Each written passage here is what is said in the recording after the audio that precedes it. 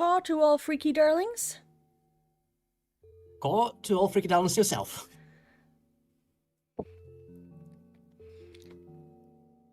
Whoop, I didn't pull up my chat separately. That's okay, I can see you guys on the screen for now.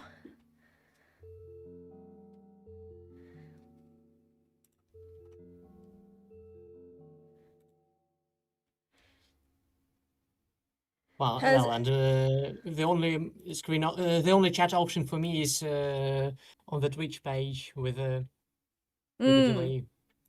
With the delay, yeah. I wonder if there's a good way for me to share it with you. I guess you can just see it. I see the Twitch chat, which is instantaneous. It's just video, which is delayed. Maybe I will just disable it. But I won't be getting any chat from YouTube if anyone is watching there. I'll pass on the messages from YouTube for now, and I'll brainstorm a better system for next time so you can see both of them as well.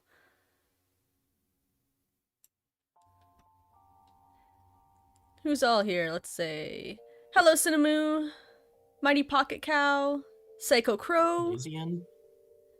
Jasmine. There's Elysian. Hello, Elysian. I'm just scrolling down in my chat here.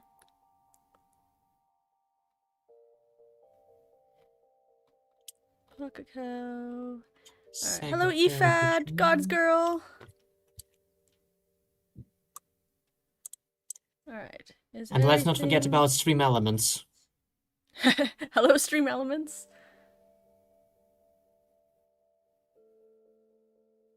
Alright, it looks like we're properly live everywhere. Yep. Alexandra is in the chat. She might. Hello, DK.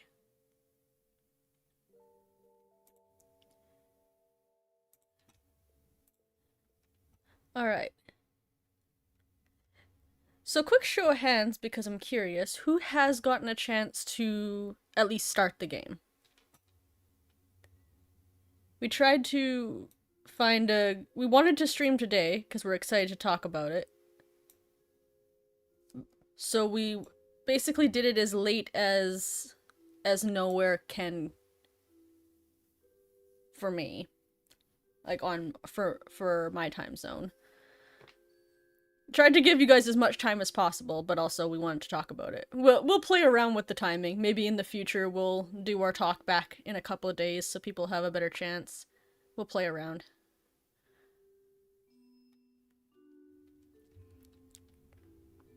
I wonder if I can share specifically.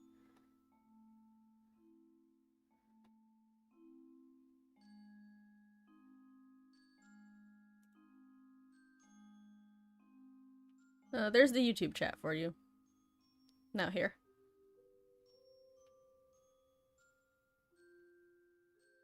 Great, thank you. Now I need to figure out how to... I'll pop out the window.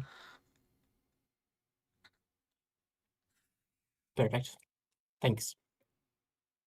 You love Nowhere's monocle? Yes, he's in fancy mode. Well, because it's a fancy game about dapper Vanderbooms wearing 19th century style outfits. So I try to blend in. Nowhere's blind. No, that's rude.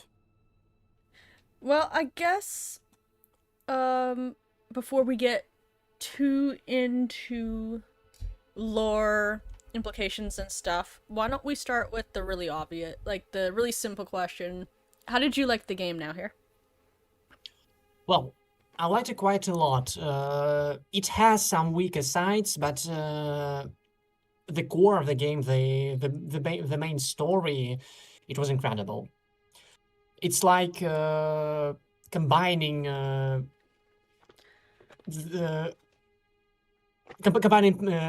family. Not exactly. Well, combining the format Mm. of a few days from paradise, and the toxic thermodynamics of the Vanderbooms from Roots. Yes, yeah. And it's all compressed into 3 days. So it's somehow shorter than Paradise. But the islanders, despite their being a cult, they're pretty wholesome, and we Mm. don't get the same degree of emotions from them. But the Vanderbooms, oh, these people are crazy. I really enjoyed the game. I think for me, the sheer intensity um of the character dynamics, of like the tension between the siblings, was so well executed. Because, and I talked about this in my review video that I did, the idea of taking a character dynamic that we've not gotten a chance to see, but that is repeatedly important to the story. So the Alchemist brothers, right? Where we've only ever known them to be like, Aldous really cares about William because he's doing all this stuff to try and help. Hello, Lur34. He's Aldous is always trying to do stuff to, like, it seems like he really cares about his brother. So we go into this story being like, okay, these brothers are really close. And then that dynamic is really turned on its head. And it's surprising, but it's still believable. And the introduction of, like, an outside force with Alexandra ended up making that really interesting. So where I was like, oh, it's kind of weird for there to be a third sibling, it ended up making the dynamic that much better. There being this sort of wild card that we don't know anything about. It just made the story better, I think, having that wild card available to throw a wrench in their character. Which surprised me, because I wasn't sure how I would feel about her presence, but I ended up really liking it and what it did. Elysian is saying that the turnaround could feel a bit fast, their reconciliation in the end, the brothers. But personally, I quite liked it too. Because, well, it's just basic storytelling. Like, they hate each other, they slowly, well, they don't despise each other in the beginning. They just, the tension is gradually growing between them, and then an explosion, and then they see that they were both wrong, and the really rotten one, as Aldous said, was Alexandra all along. I think it also helps that they're brothers. So, like, I think that turnaround would be a bit much for, like, people that don't know each other that well. But you have to imagine at some point in their life that these brothers may have gotten along as kids and then they had a falling out. I think a turnaround like that does work better when there's a lot of implied history. Because they did still grow up together. So they might be eager to reconcile, you know? So it makes those things faster. Didn't think about it, actually. What I did think about is another subversion of these characters, because in Roots, they both seem so mysterious, so all-powerful. They are basically the schemers of the Roots, pulling all the strings behind the scenes. And now we see them as two buffoons fighting for the book. Yeah. I guess the only part where the turnaround could be a bit fast is they turn around and they blame everything on Alexandra, which is a bit funny to me because, like, William still did steal or have stolen Aldis's pocket watch and then poison the soup. Like, he still did those things. That wasn't Alexandra.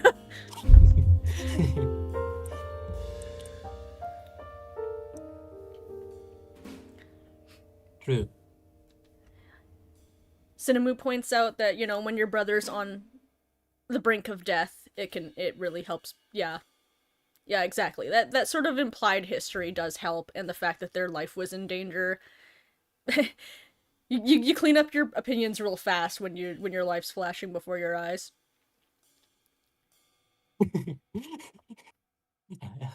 Lizzie hates the game because it didn't explain why William was naked in the clock. You know, I love the mental image of, you know, the Vanderboom brothers finally reconcile and they make the elixir together, and then William drops dead and Aldous is like, well, nothing to do about it but strip him and put him in the clock, I guess. Because we saw the moment he died, he was clothed and in the basement, so presumably Aldous did that for some reason. It's not like he died in the bathtub. Wait. I remember that in the secret level, he was naked when dead, suddenly. Mm-hmm. But he had his outfit on the mural in the cave. He has the outfit on when he takes it. I guess we don't know he has his outfit on when he takes it because we're being him. He could have been just standing there naked for the whole time. Yeah. What a weirdo. Basically, yeah. They just didn't want to draw. Well, Aldous is like, I'm gonna draw this scene on the cave wall. I'm not drawing my brother naked, okay? Like, I'm just gonna take some creative liberties, pretend he had clothes on. For some reason, he was just standing there butt naked, because that's my brother for you, apparently. Personally, I prefer to headcanon the mural. And, I don't know. Personally, maybe there's no need for explanation because no. The original intent was to shock us. But yeah. There's, well, basically, in the original Samsara room where it all originated from, what the fuck? A fat naked bald guy is in the clock. Yeah, exactly. Yeah, it's just intentionally to parallel Samsara room. You're not supposed to think about it too hard. Speaking of opinions turning around really fast, one thing I did think was really hilarious about Servant of the Lake is that Kate, the maid, kind of emphasizes to you, like, and so does the coachman, like, hey, you wouldn't be the first servant to go missing. Like, you should watch out, because if you upset or disappoint the Vanderbooms, they'll kill you or get rid of you, right? And these constant commentaries, oh, you're still here. Right, and like there's the implication that servants don't get to stick around a lot, and there isn't a lot of trust for servants. But Aldous immediately decides he likes us and that we should stick around and that he should trust us and work with us, even though we don't do really anything. The first thing we do is cut off his ear. The second thing we do is steal his watch. Like, from his point of view, we didn't do anything to earn that trust.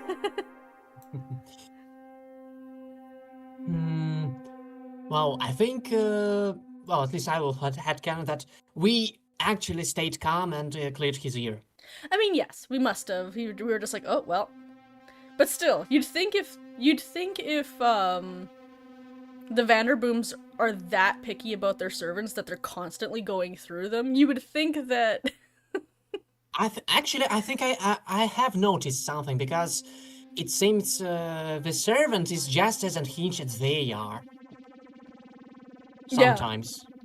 I cannot present an example from the top of my head, but that's the idea I was getting. Like, some maybe you can explain this by the usual weird gameplay.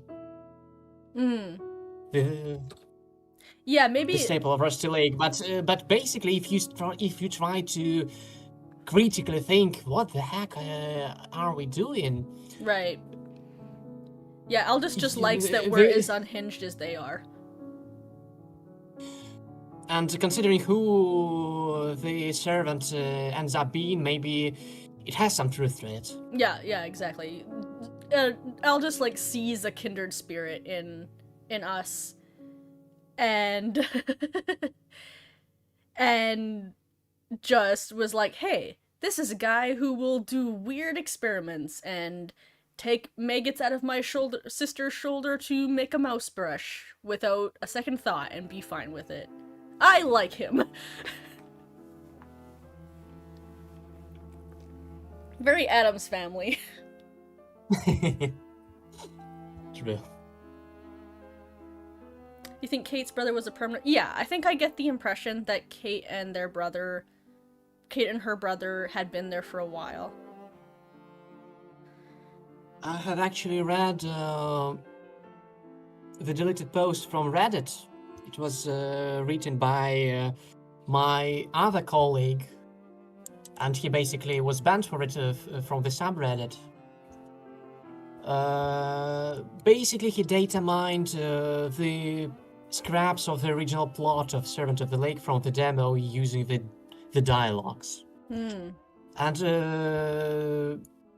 one of the things that was changed, there used to be a male butler. Maybe it was that brother originally. It's hard to say when it comes to cut content. Yeah, Because yes, if sure. they've cut it, then it doesn't really mean anything. Yeah, I guess that's true because there were a lot of other crazy stuff. The butler was the maid. Maybe they just like gender swap them. Could be. They could have designed both. Or keep the, well, at least considering how lazy developers can be, I would totally reuse the old sprite if it were if it were appropriate. Like if it's not some old guy, why not?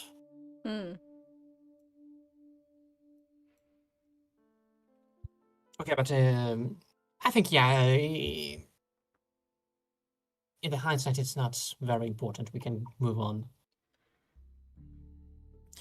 But what seemingly does indicate that Kate's brother was around for long is the attachment of Rusty. Of Rust, yeah, exactly. DK, you are correct. We will get to that. We're gonna probably talk about the more secret stuff a bit later so that people can piece out if they haven't gotten that far. But know that we know. I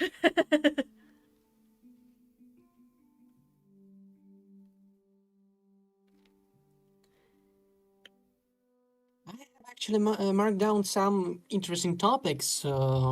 Maybe I can read them aloud Please do. so we can touch upon them. One of the first topics I think is the most interesting is the origin of the Vanderbilt family as a whole. Yes. Yeah. The poem in the attic. I also immediately was like, I gotta, as well as some other details around the game. Yeah. Then the other topic is the cult of the Lady of the Lake, because it doesn't seem to come out of blue, because we've seen something similar in Case 23. I was just by default thinking that it was Mr. Owl's doing, Yeah. but I'm not sure anymore. I think we probably need to review the timeline if he could have been involved in creating this cult, contacting the Vanderbilt's mother, etc. The third topic would be probably a short one, the prophecies. Yeah. Then I marked down the Kate's brothers and his involvement with Alexandra. But we can keep it for later, for much later. the new info on the elixir, and Mm. the servant's identity. Yeah. Maybe we can move forward the servant's identity, because for many it was indeed very Yeah. I on the think nose. a lot of us saw it coming, which isn't necessarily a bad thing. Uh, Sometimes when series try to get too cute, where they refuse to do the obvious answer just because everyone guessed it and change their whole story based on that, I find that way more annoying. It's okay for some answers to be predicted. We saw it coming, but I don't Some, think some, that I don't think that necessarily diminishes. I think it's not. Well, personally, I would prefer it. Well, will we say it out loud now, because Yeah, I think who so. it is? Okay, so spoiler alert. Uh, it was Harvey all along. Again. Yeah. I Now we think need to make now we need to make sense of his appearance in paradise. I think unfortunately this does mean that the appearance in paradise, we have to consider it the same as like the uh the glimpse of Mr. Rabbit's Maybe not arm. Like necessarily, not it's necessarily, just an because Easter egg at that point. I think there is an option, because we've seen. I had my suspicions about Harvey time traveling since Mm. seasons, Mm-hmm. and now we've got Underground Blossom, where he literally travels to 1935. Yeah, 1935, after saving Laura. Mm. So it's not off the table. That's true. Well, just rationally, a possibility of time travel doesn't mean that paradise is necessarily time travel. It's just, it's just possible. So, and what else? What did I want to say about him?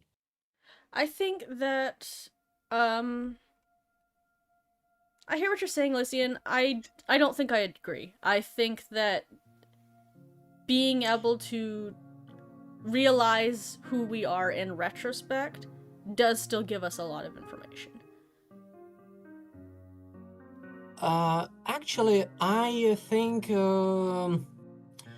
I kinda agree with Elysian, because, well, even though I considered possibility of Harvey being the servant, I presented three other candidates. Actually, one of them can still be on the table for another character. Mm. Yeah. Uh, but still, I didn't want it to be Harvey. Maybe, well, not necessarily didn't want it, but probably prefer. I would prefer it to be not Harvey, because from time to time, a simple Joe would be just as effective for the story. I I would have agreed if the elixir didn't come up in the game. There are only so many people that I'm going to accept being involved with the elixir. I So Here I if it agree, was because just some other random guy, okay, that's one other person who helped work on the elixir, who knows about the elixir, who tasted the elixir possibly. Like making it Harvey or keeps that died. right. So making it Harvey when they wanted to evolve the elixir keeps that circle small, which is why I ended up being really happy it was Harvey, because okay, now we know how he got involved with the elixir, because there's only so many people I'm going to accept being involved with the elixir, which is supposed to be I very agree. I special and agree. exclusive. I agree with I agree with what you're saying. It just, I didn't expect the elixir to come Yeah. around this early, because Yeah. well, it was a long it's a long trail of thought, a lot of reasoning across different games, but basically I didn't think there are different kinds of the elixir. Uh, I was just thinking that no, it's too early for the elixir to work in any proper way, so probably not. Yeah. I definitely agree But that, like, from a prediction but standpoint. now that we do know that there is some kind of working elixir, now Harvey has to, well, the servant has to be Harvey or die. Yeah. That is definitely the one thing that I did walk away when they made this sort of first version of the elixir, base elixir, and then Aldous tried it and he was like, oh, interesting, and it just sort of had a glimpse of what could be coming. I was like, okay, so this is not a working version of the elixir. But then it was a working version of the elixir at the end, and that did throw me. Well, I probably have an explanation because how do I put it? Mm. It does. I think it does matter how much of the elixir you consume, since Mr. Owl and Mr. Crow in the cave are after the full elixir, but all they have is just an extract of low concentration. Yeah. No. I'm not saying I don't And understand why. yeah. I just want to present my maybe a bit ad hoc explanations why all we've seen could be fine. First, it could be a low dosage of the elixir that didn't require the sacrifice, that didn't push the transformation completely through, and stopped working right away. Like the weaker the elixir is, the shorter it works. And the other explanation is the blood moon rising. Basically, it was supposed to be part of the bigger ritual that could amplify the elixir's abilities. And as I think about it, it kind of makes sense for Paradise and I guess for the future finale for Dale. Yeah. No, I could that the blood moon does. I could make that make sense for me. My question wasn't Elysian. Just so you know, my question wasn't why didn't it work for Aldous. I got that it didn't do anything because he only took a drop. My point was more, I was surprised when Aldous tried it. I had at that point thought that this wasn't a working elixir simply because of where we are in the timeline. And then later at the end, when it did work with Alexandra and Harvey being a pair, I was like, okay, this is a working version of the elixir. The reason why it didn't fully work on Aldous is because he didn't drink very much. That is what surprised me, is because the Alchemist brothers are credited as making the elixir together later. So if they've already made it now, that doesn't make as much sense. I understood that it was just Aldous drinking a drop that made it work, and I understood that they made it work with a pair. That they had Alex. I liked Alexandra being. I liked that Alexandra was Harvey's pair. I thought that was cool. I'm glad he got a pair, so that rule of twos always works. I was just surprised for the ritual to work at all. But I do think that it being the blood moon in relation to that power, that because that does come up repeatedly, as you say, as being helpful for the. Hi, baby. Are you coming to join the podcast? Is it possible to insert him? Well, where he's sitting right now, I'm not gonna be able to really get him on camera. But when he settles down, I see now. he'll just have to be on my camera for now. Hi, baby. All right. The side effect of the base elixir is not being able to talk. Okay, yeah, maybe he's not as like powerful of a.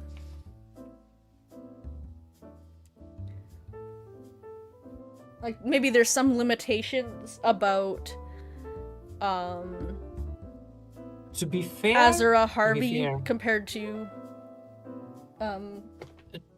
to be completely fair, we didn't see the Azura Harvey from the third perspective completely. yeah. Like a flashlight character you can talk to. We didn't hear previously. We didn't hear Mr. Bat speaking, but in Underground Blossom it changed. So if we are getting a game where Harvey from that time period makes a cameo, a meaningful cameo, I do expect them trying to find some kind of voice actor for him, especially since it's a parrot. Nermium, don't worry, Percival hasn't left. He just moved over to the side of the screen, so I'm gonna get my small camera on him.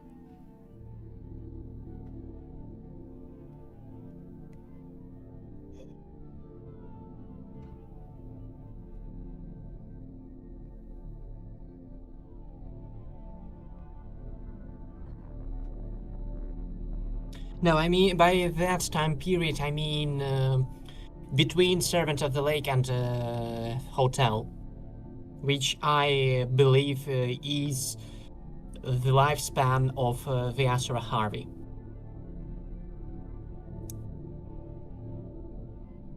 And I do believe that he is able to transform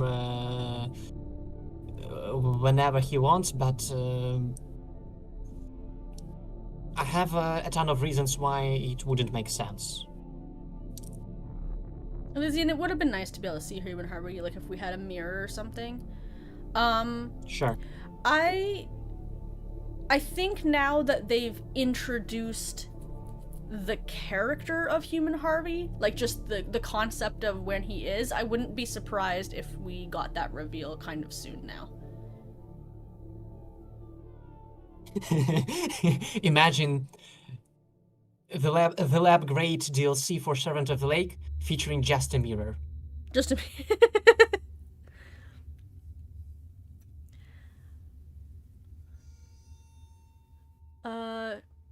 Nimiam, I wanted to call out your comment that Kate stole your heart. Fully agree. I loved her. She was adorable.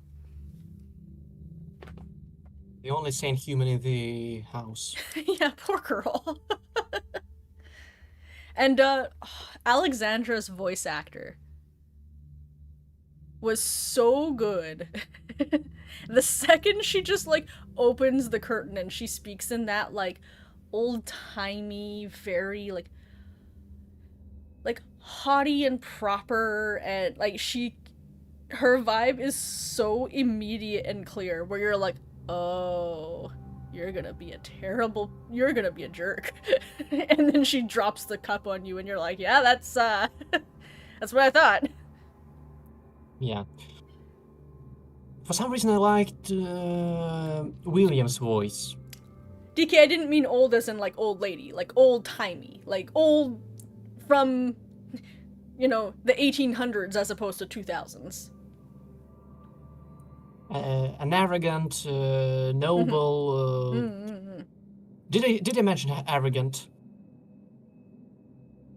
Yeah, William's voice. Everybody's voice acting in this game was really, really good. Even the the returning actors for characters they've done before, I thought did even like better than usual.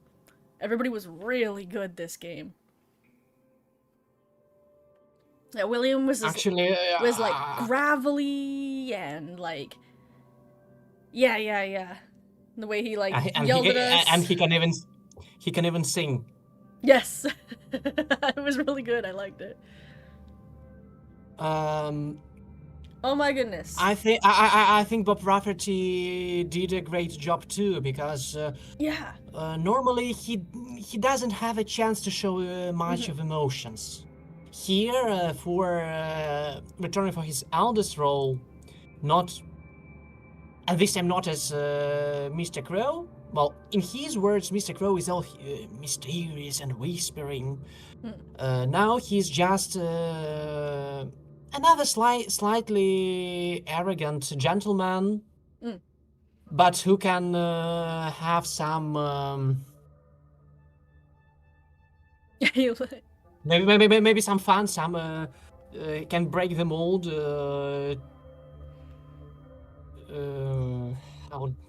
How do I put it? Well, I like him. Well, he's very passionate about hunting. Like, he's screaming for servant to come down. Yeah, yeah, yeah. Yeah, I think that, like I said, even like Bob's done great work before, but they've all been very how do I Various yeah, character wise, but they've but also been each very almost cartoony. Like he kept his voice acting to be almost cartoony, where it was very like sort of exaggerated versions so you could get for the small glimpses. But this game, it felt very dramatic, very storytelling. He got a much better chance to play with the space and show what he could do with this in this game. Yeah. Well, I wouldn't agree that he's always cartoony. I think it depends greatly on the character. For example, I don't think at all that Bob, Mr. Crow, and Mr. Owl are cartoony at all. Yeah, cartoony's not the best. I couldn't think of another way to describe what I meant. Like I don't But, think he's had a chance to be really dramatic yet. yeah. And he got to in this game. I'd call his performance rather emotionally flat most of the time, because it's not his fault. It's That's what the story called for. It's the writing. Yeah. So he really got to show off what he could do in this game. So I was really happy to see that. I'm a bit sad that he didn't have a chance to do that for more than one character, actually. Well, I think that this feels like the storytellers are willing to be more dramatic in their storytelling, so we'll probably get to see Bob flex his muscles more in the games going forward. I hope.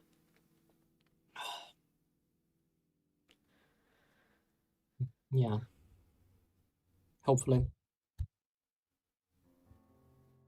Yeah, I can't imagine Rusty late game where a character is like, yeah, it was a very dramatic story, very like a movie, a very short movie. Well, I guess not short. 4 hours is not short for a movie, but you know what I mean.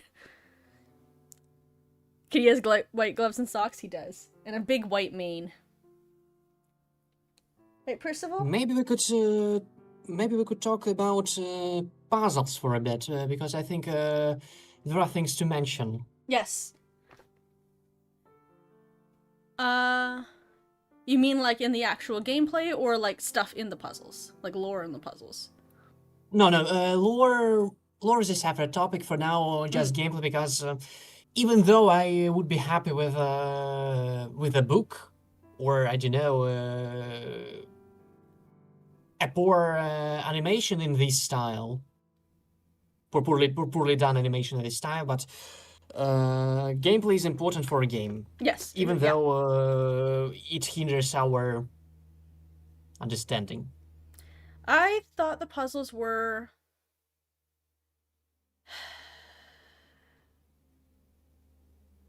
I found them particularly easy.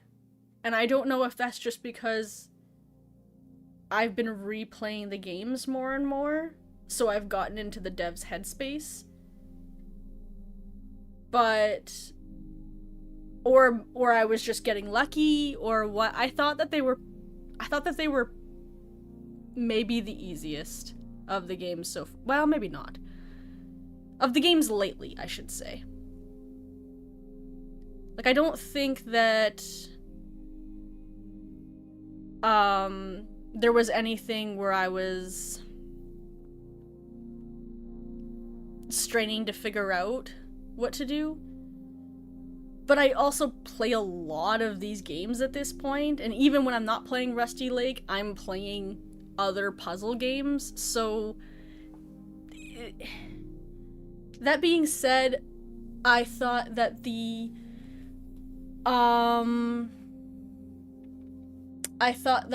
alchemy lab, that one was my favorite, because I love going through and like I love solving the alphabet. That's the type of puzzle I really like, where I'm sort of looking at the grander picture and trying to pull it together into one logic thing, and the Timeland Underground was good too. Was very good, and I thought it was very creative. Although it did make me did make my heart hurt a little bit. Where I was like, oh, we're getting they're really emphasizing to us that we need to be more okay with time travel existing in this world. I don't think it's necessarily literal, but they're showing their flag where they're like, guys, you're gonna have to accept that this shit exists, because it's here, man. Yeah, I have an honorable mention that was memorable for me specifically. I don't know. It seemed to me challenging, but still entertaining. Like it was looking it looked doable, even though I didn't know how exactly to pull it off at the moment. Maybe I was tired. Before joining, I've been watching some of my friends playing the game, and they solved it quite quickly. I was quite surprised. Maybe it was really me who was tired when I got my copy. Well, looking at the chat, I'm not getting. People are thinking that it wasn't as easy as some of the other games lately. So maybe I was just. Maybe I was just on the roll. I've got a general idea. Well, I've got an idea that the puzzles were a bit on a difficult side because of this first puzzle with cockroaches. It reminded me of what is it called? The vegetable puzzle in Paradise and the beetle puzzle in Hotel, but I don't like the beetle puzzle. It seems too unfair, too unpredictable, and personally for me, well, I do see people complaining about the vegetables, but for me they are quite easy, right? Because I get the logic too well. But the cockroaches, you understand how they work. Yeah, the rules they are clear. Predictable. Yeah, the rules are clear. It's just you are messing up if you don't look a few steps ahead. Yeah. And I think that's what I mean by the puzzles were on the easier side. Because I could say I wouldn't say it's easier because it was. I had several tries on my playthrough. You'll probably see it in my second part of Furious Place. And I think I agree with you where I think my instinct is to be like, oh, it wasn't, it was an easy puzzle, but when I look back on the footage, it did actually take me a while to beat. So, it wasn't that easy. I just never felt stuck. And that's not necessarily a bad thing. Because there's a difference between a puzzle taking a while to solve and you just standing in the middle of the room being like, what do I even do? I never got that feeling from the game, which is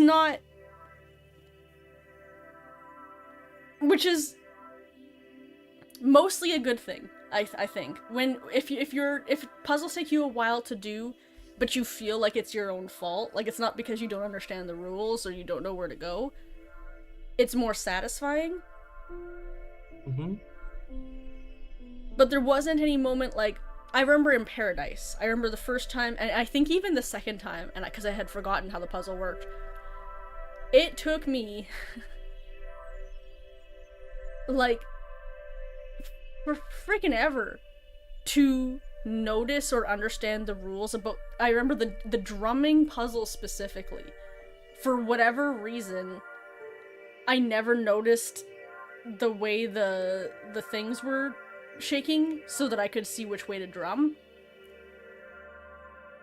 But now every time Rusty Lake does a puzzle like that, I never fall for it again. So the more you play the games, just you're not going to get stuck in the same way more than once, right? So just, after how many games have we played? How many times have we played them? The games are gonna feel easier even when they're not easier. Mm. Like, I think that if when I was first playing the series, it might have taken me a while to notice what was happening with William's toes, for example. Whereas because I've played this series so many times, the second I tickled his toes with the feather and I saw his toe wiggling, I immediately was like, okay, I count how many wiggles and I count how many toes. Whereas I know an older version of me would have taken a while to notice that it was doing it different amounts of time, like of wiggle.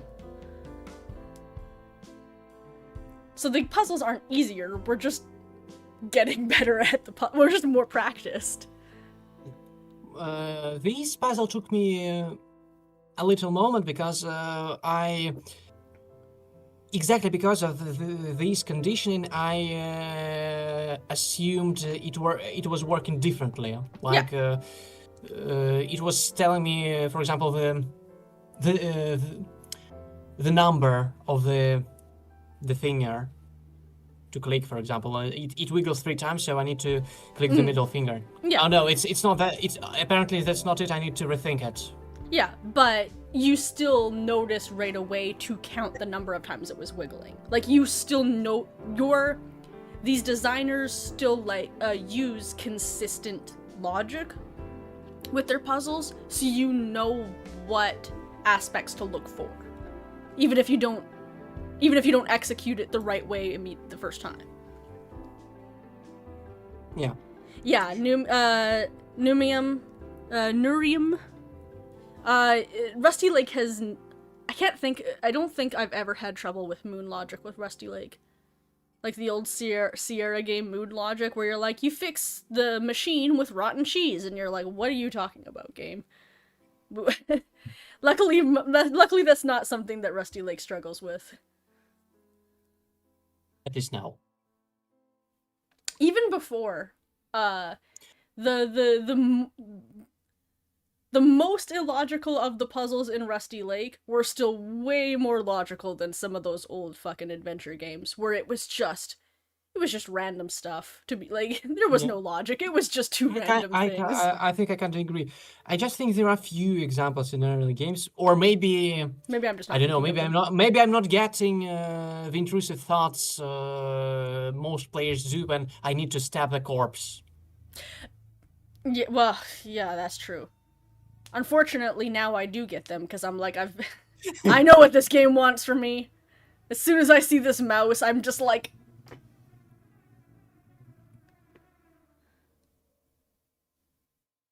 I know this poor mouse is gonna have to die. I'm immediately just gonna have to close my eyes about it. Okay, Numium, Jasmine made this shirt for me. Thank you. And while we are at it, maybe we can talk about the achievements, but you probably didn't get a lot of them.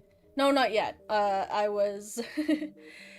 I sort of had to choose between playing the game to get the achievements or making my review video. Especially with the audio fucking up and having to record it twice. I thought I would have more time. Well, the choice was right, because I wasn't particularly happy with the achievements.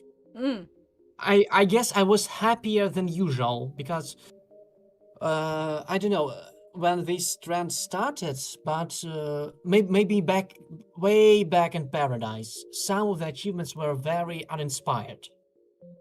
Well, you need to tap the log with I see. Yeah, I see what you mean now. With an X for X times, and you get a symbol. And there is a lot of that recently. Like, I think that's always been. I don't know. Click on Harvey 8 billion times and listen to him scream 8 billion times. That's my least favorite one. But that came after in the Cube Escape collection. Oh, that wasn't in the original. Right. No. Right. My brain was thinking it was before, but you're right. That was a collection update. Thank you. I think the best achievements are some older secrets in Cube Escape collection. Paradox, I guess. The White Door. Pass Within had some really good ones too that I liked. I didn't hear it quite. I think Pass Within had some good ones I really liked. I'm gonna have to pull up my achievement list and remind myself. Well, I guess I was just disappointed there wasn't something big as in the demo. Hmm. But I understand the logic, but I would appreciate if they didn't stick to it. At least not that hard. In Servant of the Lake, they are different.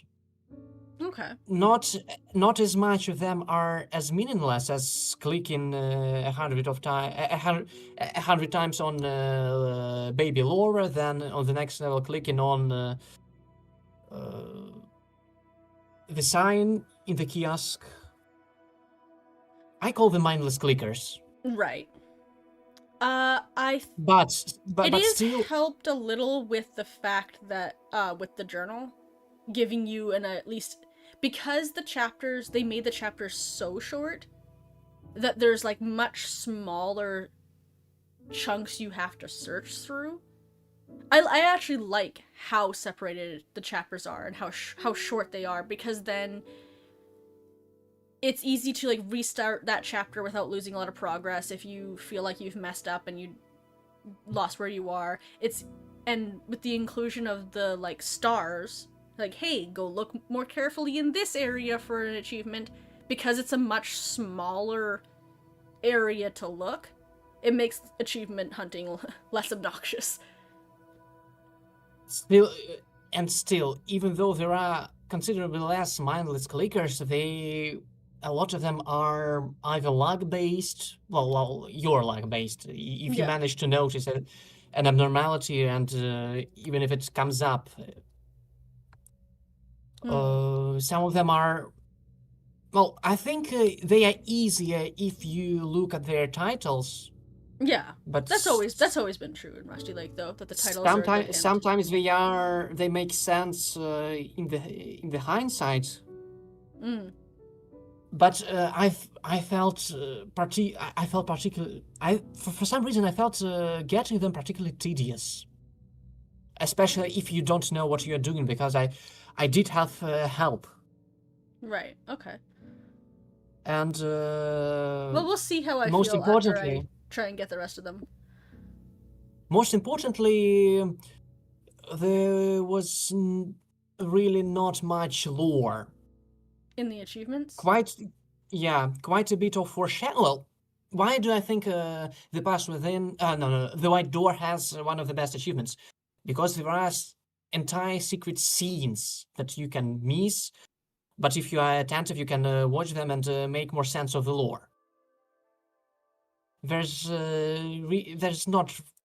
nothing of sort among these achievements, and they are not stupid for the most part. They could make sense, like a lot of foreshadowing of these hooded figures. Right. But still, it's nothing big. It's nothing breathtaking. Maybe I can name two achievements that can evoke some feelings, like another note by the brother who says not to trust Alexandra. But well, I've played the game. I know that guy. Why did you hide it in that inaccessible place? I wouldn't ever think of checking out. Yeah, they intentionally made the lore version of the like achievements, the secrets, to be like that post game content. That's the I would consider those the equivalent of like the achievements you're seeking out in White Door, where the achievements are more just for fun, like fun little things. They're not meant to be like big big like moments. I hope it doesn't become a staple of the series, because, well, in Underground Blossom, I like the achievements more in Underground Blossom, but because the post game was so much stronger. The post game was really strong in Underground Blossom. I think I feel like it's Even excluding the lab and basket memory, yeah. just hunting for cubes was more entertaining than hunting for notes in Servant of the Lake. Even though in Servant of the Lake they were more meaningful and the, well, you could compare them actually. I think they're In similar, of a Underground similar Blossom, level. maybe I'm a bit bitter because we didn't get any new meaningful scene. We've just in Underground Blossom you can get potentially two big. You could call them endings. You can see Laura getting into the elevator and getting to the hotel. One teaser of Dale's finale, and an epilogue of Cube Escape Collection. And also the hotel level, which is more accessible, it also hints at the same thing. It just isn't that obvious. In Servant of the Lake, it's not that big. You don't get a whole scene of I don't know, Mr. Owl revealing some great truth or seeing something familiar. You just look at the ruins, you see a person there, and you get a secret video clip that doesn't show much. Well, I think it is a soft teaser of something coming in the future, just not concrete. It's Hmm. coming eventually. We don't know what it is exactly. We don't know when. Keep an eye on it. Uh, I'm not sure if because I think that I thought that the I felt like it was the answer that I was looking for in. So we came into this game being like, okay, we're finally going to find out the answer of James's parentage, for example. For Um, that, well, just a little intermission. For that, I'm very grateful, actually. It just revealed via notes that are. I don't know how to feel about the difficulty of these puzzles. Maybe it's a good thing to gatekeep the secrets in that way. yeah, I think It they just want the didn't. secrets to take a little longer, but It it's just never didn't gonna work feel that that. way. It just didn't feel that rewarding. It doesn't feel big enough to be gatekeeping that hard, I think. James is the original character we play in Roots. So at the beginning of Roots, you play a man who inherited the house, and he moves in, and then he starts this new sort of family line there. He has his triplets. That's James. James is the dad of the triplets. Um, I I think it's hard for me to be. I'm such a little like. I was trying to decide how inappropriate, how like crude I wanted to be with the sentence I almost just said was incredibly crude. I'll probably just say it anyway. I'm such a little slut for secrets that I was really like that reveal was really exciting to me. I'm the kind of I find the little secrets almost more exciting than the big ones in some ways. Because the big ones I know we're going to find out. I know we're going to find out the big story beats. So I'm not surprised when they are eventually revealed, I guess. But when we find out these little nuggets that I didn't necessarily know we were ever going to find out, I get really excited about it. So I find I'm more I feel like I feel like I'm the precise target audience for those kinds of secrets, for finding the tiny little scene that is essentially meaningless, but this tiny little scene where like, oh, we found out who James's mom was in this whole game, and I'm like, okay, you know, that's probably the most answer we're gonna get, and whatever. It's irrelevant or whatever, but then we find the tiny, oh, you do find out who his dad is, and it's really a surprise, and I'm like, yeah, that's awesome and hilarious. Like, that's the kind of stuff that I'm really excited about, even though I know it's meaningless. I almost get more excited about those things. I feel the same. I feel totally the same about the reveal itself. I just how it was revealed, you weren't into it. either no. I think for what it is, for the characters we have, for the missing servant who cannot communicate directly unless, I don't know, he's been kept imprisoned in the basement. I think it's okay to get a note of. He's so dead. I'm not sure. Maybe not. Maybe he's somehow Mr. Bad because there were bats around where he's hiding. Because in some shape or form we find him. We see his silhouette. At least it's implied to be his silhouette in these ruins in the far that I noticed from the start and really wanted to visit, but unfortunately accepted that we probably wouldn't in these small worlds of the game. Sorry, you just blew my mind. I can't believe I didn't. You said it, and my brain was like, haha, that's like a silly little say. That's a silly little thing to say that, like, his dad's Mr. Bat. But as you said it, my brain got really excited, and I liked that theory way more than I thought I would when you first said it. Elysium, one of the notes says that that brother had a dream of his child being dressed in gold and having a symbol on his forehead. Yeah, Kate's brother says, "I saw my son," and then goes on to describe the scene that we see James in. So.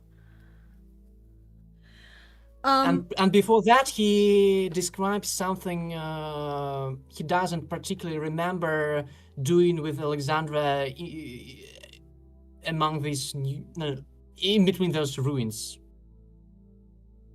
Yeah. Which is really uncomfortable because it does not sound like he was a willing participant in this situation. At least we don't expect that from Alexandra.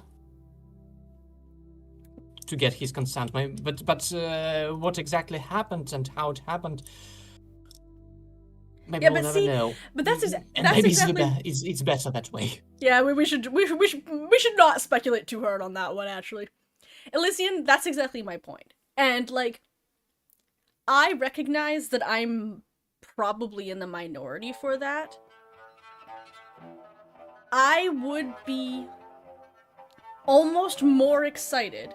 And I have to be clear that, like, I am excited to finish the Dale Laura plotline. But there's an inevitability to that makes me not worry about it. It's not something that I'm, like, stressed about not learning, because I know it's coming. And it's not going to be something we don't find out. You know, it's not going to be something we find out in a secret note. That's going to be a plot of a game at some point. So I'm not stressed about it. But finding out tidbits about bat lore, that's the kind of shit that I'm excited about. Like, that's the kind of meaningless nonsense that I want to get up a conspiracy board and tie red string. Like, yeah, I can speculate on the main plots of the game. Or I could be like, yeah, Kate's brother being Mr. Bat makes so much sense because like we see him in that cave in that context. Uh, his role in Hotel does match his role in the video of servant, if assuming that's the same. Um, but like his sort of design with the red vest, and it's obviously different than the concierge outfit, but like there's a vibe similarity there of him being a very proper like butler type of character. And then the fact that, and something I clocked, is that Mr. Toad is writing all the recipes to the family in this game, right? So he's already there. He's already at the hotel. And the way the coach driver says, "Oh, I'm going to bring you to meet somebody" at the end when he sees us as This uh great, this crazy, horrific parrot person. right. So when the coach sees us and he's like, "Huh, I have someone you're gonna need to meet." I almost get the feeling like he's seen that before, and I keep wondering if like I found myself wondering, and I'm excited that my brain remembered to bring this up with you. I found myself wondering if the experiments and the things going on with the Vanderboom family is what made Mr. Toad and Mr. Bat, even if Mr. Bat's not the brother, like ignoring that theory, if it's something happened there to make Mr. Toad and Mr. Bat with whatever it is Alexandra is up to, and then the coach is like, "Huh," and keeps bringing them to Owl because Even more so, the couch sounded like he had done that before when he saw us, and he was like, "Hmm." even more so, the coachman can be one of them already. It could be, yeah. Maybe even Mr. Toad himself. A wild speculation because they both are overweight and they both work for the same person, That could be. kinda. I think that But I would find it strange for him to be there. I'm not too attached to that. I just a fun Yeah. thought, just as fun as bats flying around where the brother is. But speaking about though this inevitability of the finale, I agree with both of you here because Yeah, you're in the middle. I have the same. I had the same feeling that yeah, it's coming eventually. Yeah, I understand they probably want to make some new story hooks for the future when Dale's story ends. An abrupt finale could hurt the series just as bad as Avengers: The Endgame did to the franchise, etc., etc. But as of recently, I'm starting to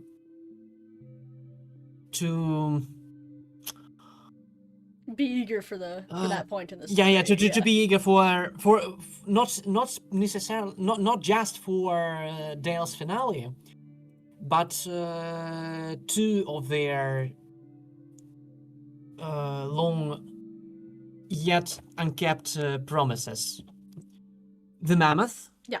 I and knew where that was going. and Hotel 2. Mammoth lives, everyone. Elysian, I think that's the concern. And I if this is why, obviously I have no way of knowing this to be true in one way or another. I could see them being worried that they can't. I can see them being worried that once they finish the Dale Laura plot, like people, like that's it. Like people, you've finished it. If you keep going at that point, you're just stretching it past the ending.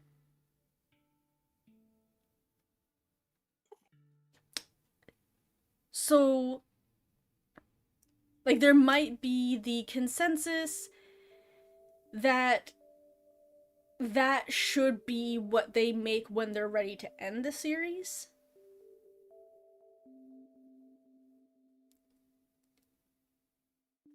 And I think like that starts going into the question of like how long should series go on, right? Like, do they just keep making Rusty Lake games indefinitely, or do they make an ending? And I don't think there's a good answer to that. Like, both answers are good and bad in, you know. Personally, as for now, maybe it's another reason why I think I want to see these games sooner rather than later.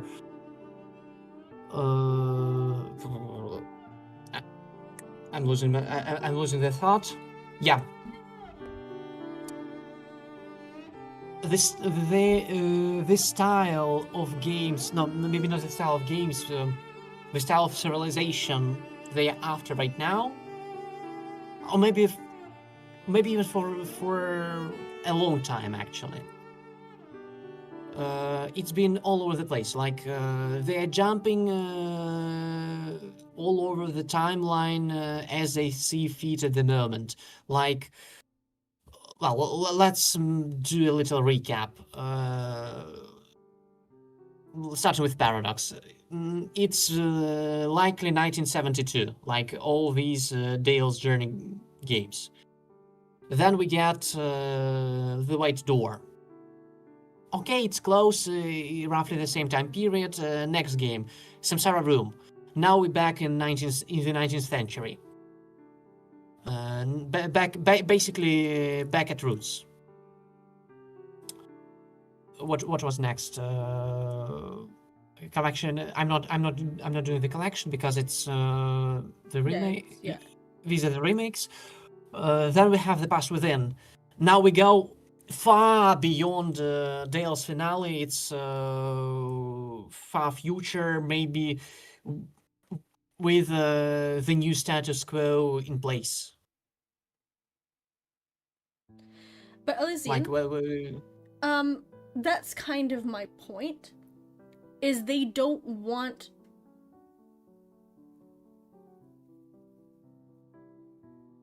Star Wars made the main series, then they made their spin-offs, and nobody liked the spin-offs. People don't like spin-offs. Once you've finished the story, even if the things that follow are as good or whatever the case, there is an inclination to not like what comes after the ending. But there is a lot of that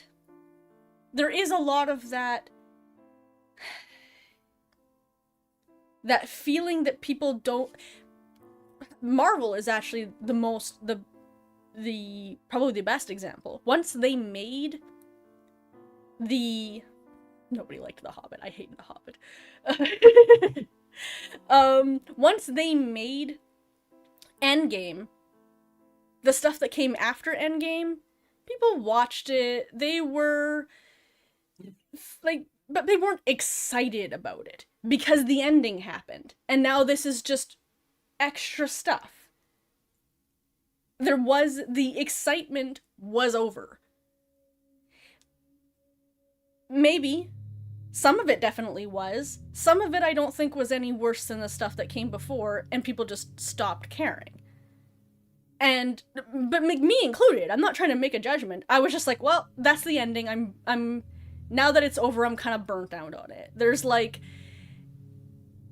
even stuff that I know I would have liked, I just didn't care to go watch. Like, I didn't seek it out. I didn't get excited to go find more things. I was like, all right, ending happened, you know, now I'm done. Like, it didn't. And I'm not saying that that's the right approach.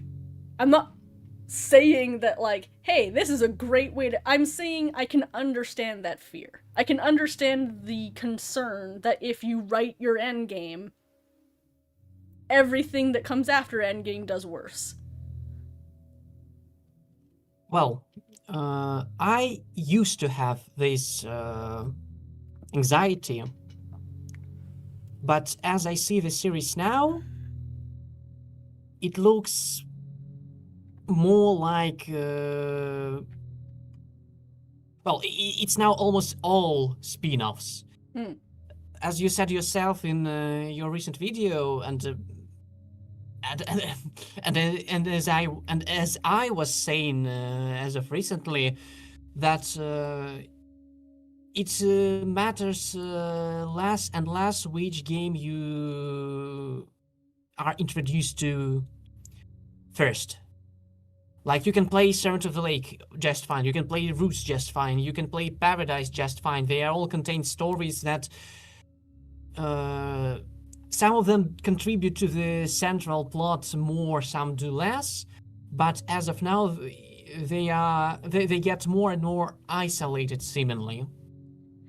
I guess. So it's more self-contained, and I think if you can join the series and play Servant of the Lake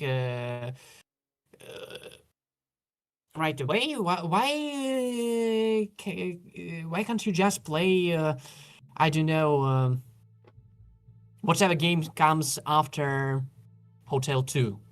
No, I don't.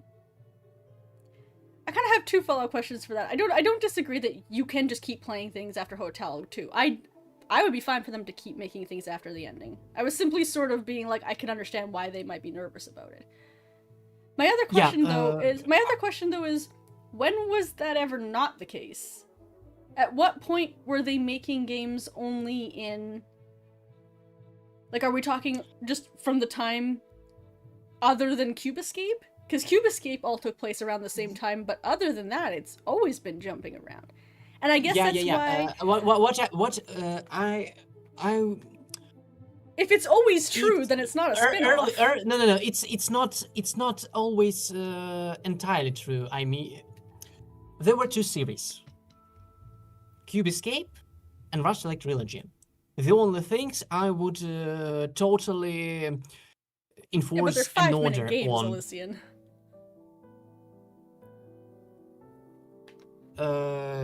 I've lost my thought.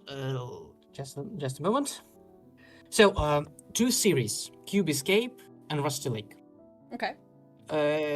We are not getting any more Cube Escapes. It was over with Paradox. They said they were working on the final 10th entry, and they finished it, and that's it. No more. The story continues, but under a different branding. Yeah, there's not really. Then we have Rusty Lake Trilogy that heavily contributes into Cube Escape, into the central plot, even if it's kind of detached. Sorry, I'm looking over at my list of the games. Mm-hmm. But now we've got, for example, a game that is closely related to the trilogy, but it's not themed Rusty Lake. Which one, sorry?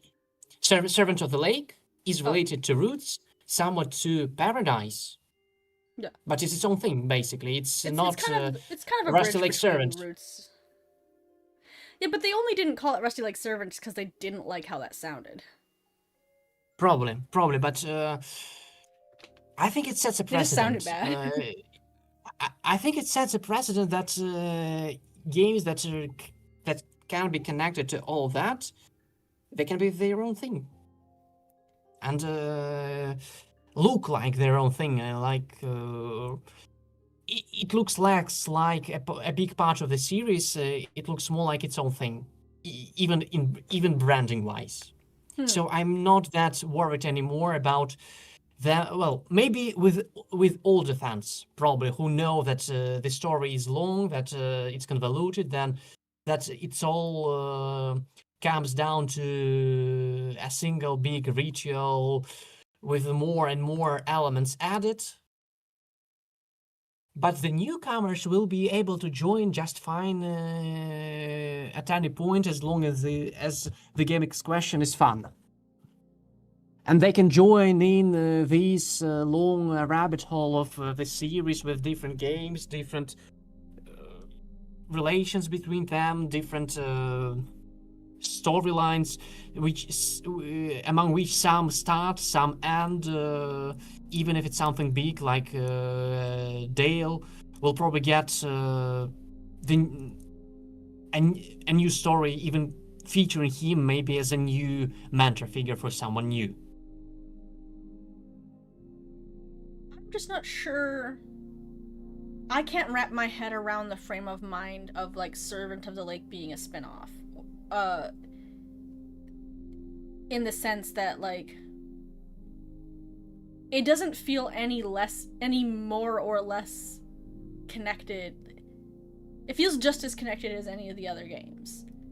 I'm speaking branding mostly because as of recently they don't put any game in any pre-established basket.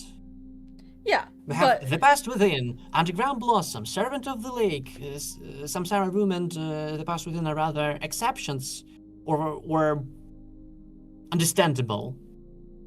But these three recent games, they aren't connected to anything, naming wise. naming wise, but They are branded as their own things. They can be played as their own things. They can hook you up into the main series, but I expect the players still think that these are their own things.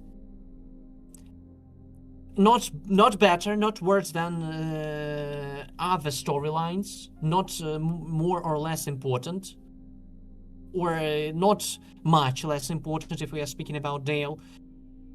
And and probably that makes them discovering that Dale's story has ended with something grand. It helps them not to lose the interest in what's coming next because they are used to these so-called spin-offs. I just don't see how it could be considered any less connected than Roots. Roots has had an intention to introduce Laura's origin and the elixir of life and death. So they are introduced, and right away they are contextualized by the cave into Dale's story. So apparently, whatever happens to Dale, we have the elixir now, and they're going to use it. Then we have Paradise, whatever happens there. We have the Day of the Lake. We have parallels with Jacob, who becomes Mr. Owl, the ruler of the lake, and who, at least, he at least says that he's preparing Dale for the same role. Right, right. So, well, we see Jacob's story, and right away in Paradox we see older Jacob, now being Mr. Owl, explaining that to Dale. That's the connection. No, I know the connection. I'm saying I don't know what it's. It directly contributes into the main story. The Past Within doesn't directly contribute into the main story. It does contribute into Underground Blossom. Yeah. Underground Blossom arguably does that. Maybe I won't compare it to Paradise. Servant of the Lake similarly doesn't contribute to the main story at all. Well, maybe except for a small mention of Laura suddenly being the savior of the lake, again, whichever way it means.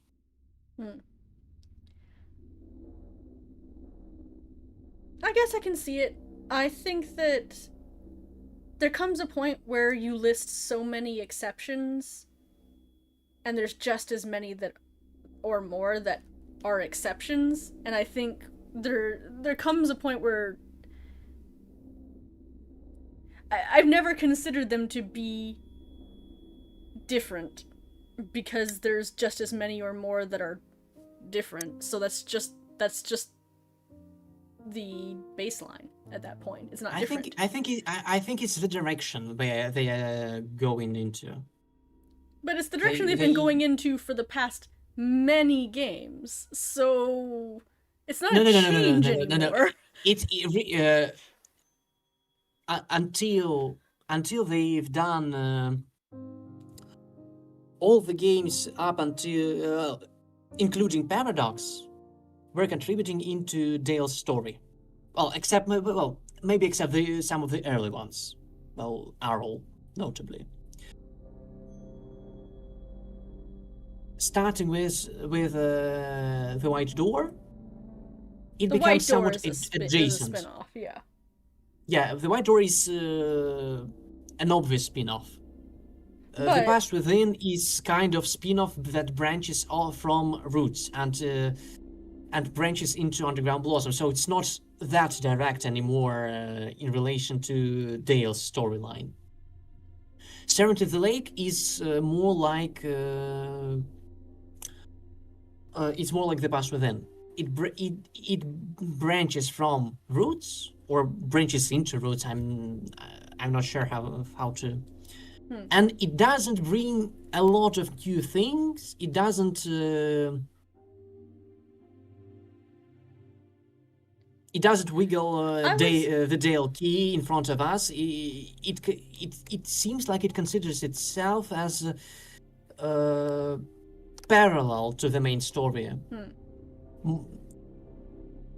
Like it is connected to things that are connected to the main story, but it looks like it's further branching out.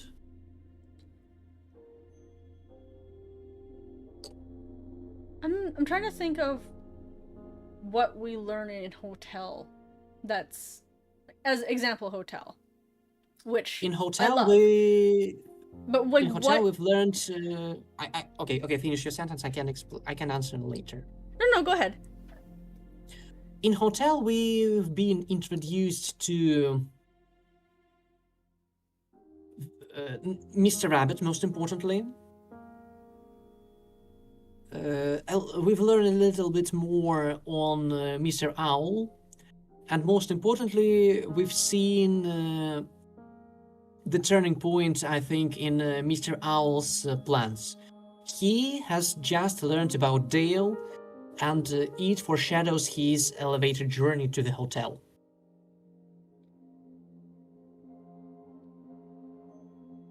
I think in a vacuum you could remove like either Hotel or Paradise and Youngbird. Like Hotel, maybe so. Paradise, I'm not sure anymore because Mr. Owl directly tells Dale, "I used to be a human. That's what I looked like." Yeah. And but you need to do what I did to get to where I am. I guess my point is, to me, those small details matter. But it sounds like the counter argument is that we need to stop making games just to tell us those small details because they don't matter. Like to me, the games have always been like, or I shouldn't say always. So many of the games are about going back and fleshing out small details that I'm having a hard time wrapping my head around how Servant of the Lake is much different in that than say Paradise. It's not much different, but where we're just Paradise, we're just learning being... something. We're just expanding on things we already knew. We're getting a more fleshed out version, which I'm very excited about. Which I'm very excited about. Actually, Servant of the Lake be not that different from Paradise. It actually makes my point stronger because it doesn't. The more games like that, the less the less obvious the connection is to the main story. The less burned out I think the players will feel after the finale, especially if they play out of order. Right.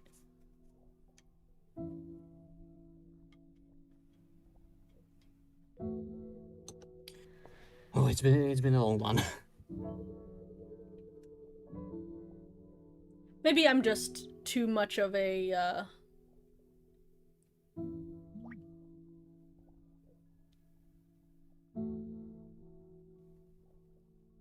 maybe I'm too much of a small theories and small details whore to wrap my head around.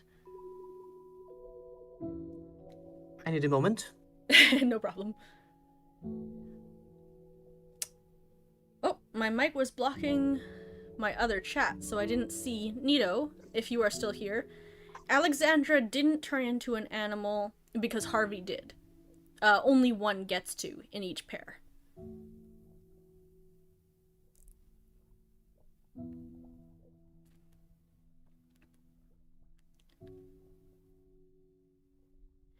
I'm Elysian, back. I feel like...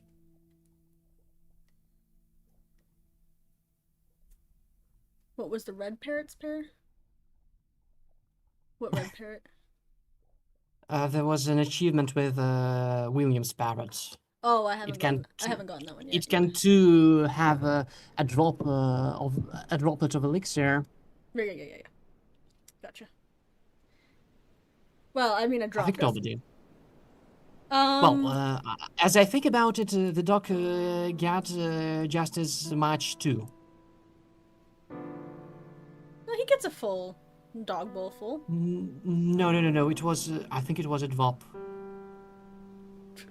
It fills up the bowl though. Like it I shows no the no no no no animation no of no a no no drop. no. I'm gonna have to double No, check it. I don't think there was any depiction of it being full. Well, we can check it out later. It's beyond the point anyway. I mean, I have a terrible visual memory, so I don't remotely trust my memory of what the bowl looked like. So I'll take your Well, word on it. at least, well, we have people in the chat who can check it out if they want to. They are just as passionate as we are. I got something in my eye. That's the one thing about owning a very fluffy cat. You will just suddenly get a big cat fluff in your eye without warning.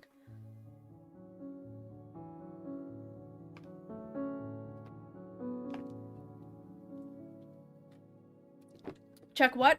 We're trying to remember how much of the elixir the dog gets to have. When he shares it with James. I see a really good lore question here. Why did Alexandra turn into an animal? I answered that one while you were. Okay. But go ahead. Cool. You might have a different answer than me. Well, because she ended up the sacrifice. Yeah. She was the condition for Harvey to become an Asura, as we call it.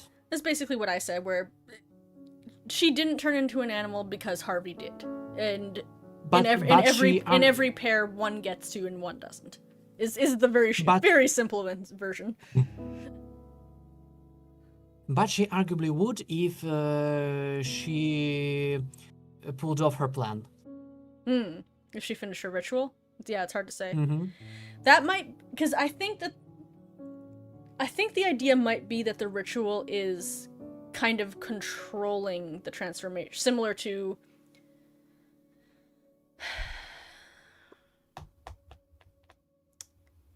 Because I'm still on the fence of what the... Of the rituals, how exactly it went down in Paradise, right? I think it's in Paradise. It's rather basic. Well, not basic. Usual. Yeah. Nothing too crazy about it. It just happened in a purgatory space. We're using conceptual parts instead of, well, using.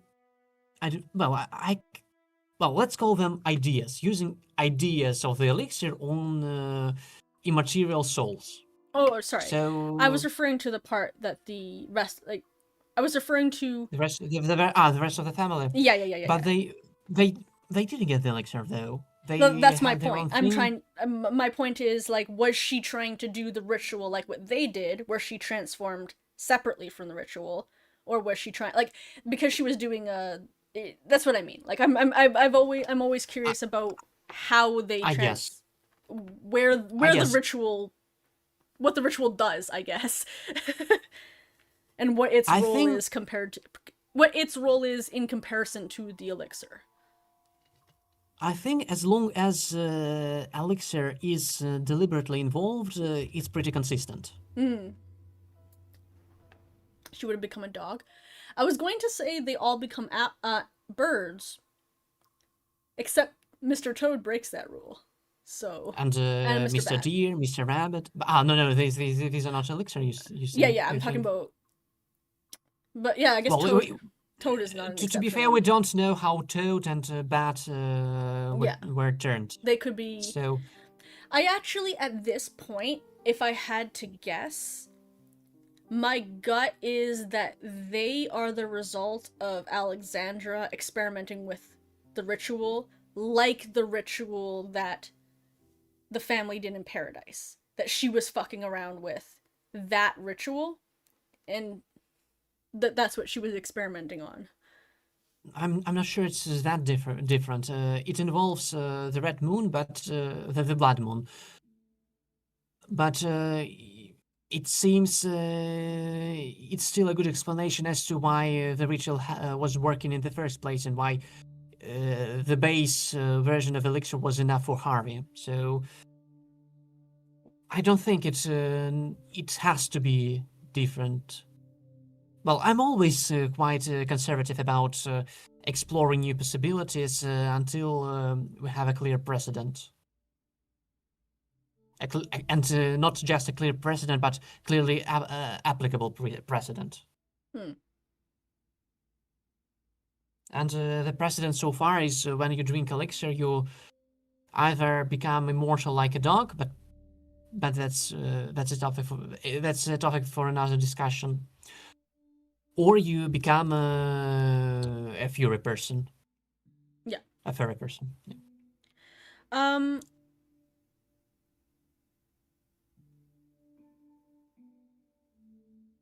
The Paradise ritual only worked because Carolyn hid her recipe in it. Maybe. But that implies then that it that her elixir recipe is what worked on the rest of the family too, whereas I've No, always felt like it. I think it was incomplete.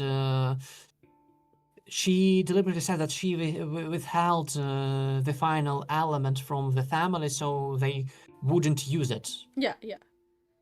and she kept it for Jacob, for his future, for his transformation. And I think it's the only place where where the elixir was involved. Yeah.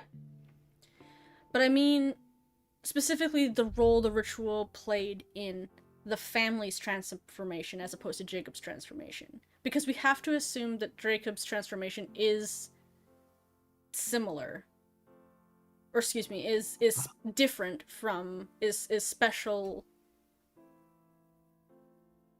from the Elanders.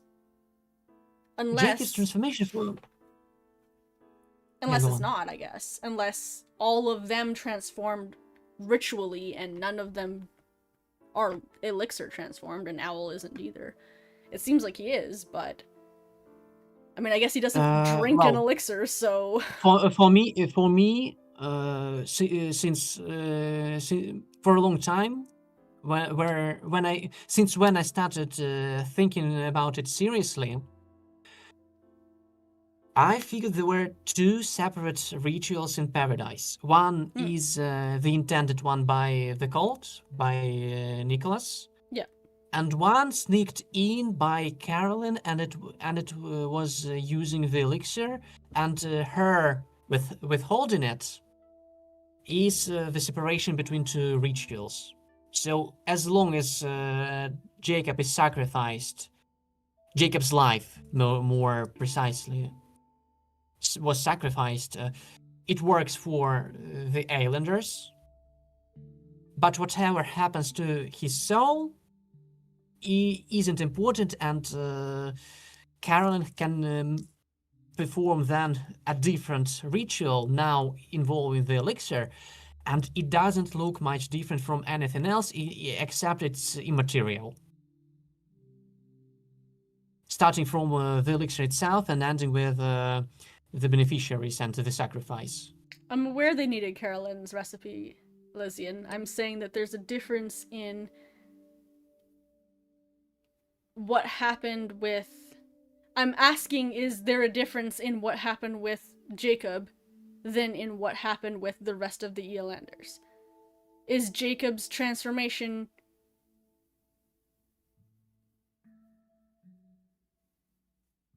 different in any way from the rest of their transformation? Or are they all just transformed with the elixir ritual?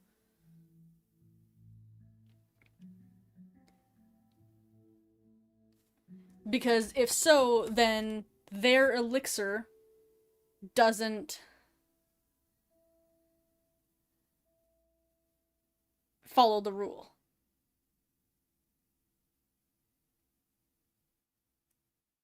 Right. But the fact that they got reincarnated as Azura,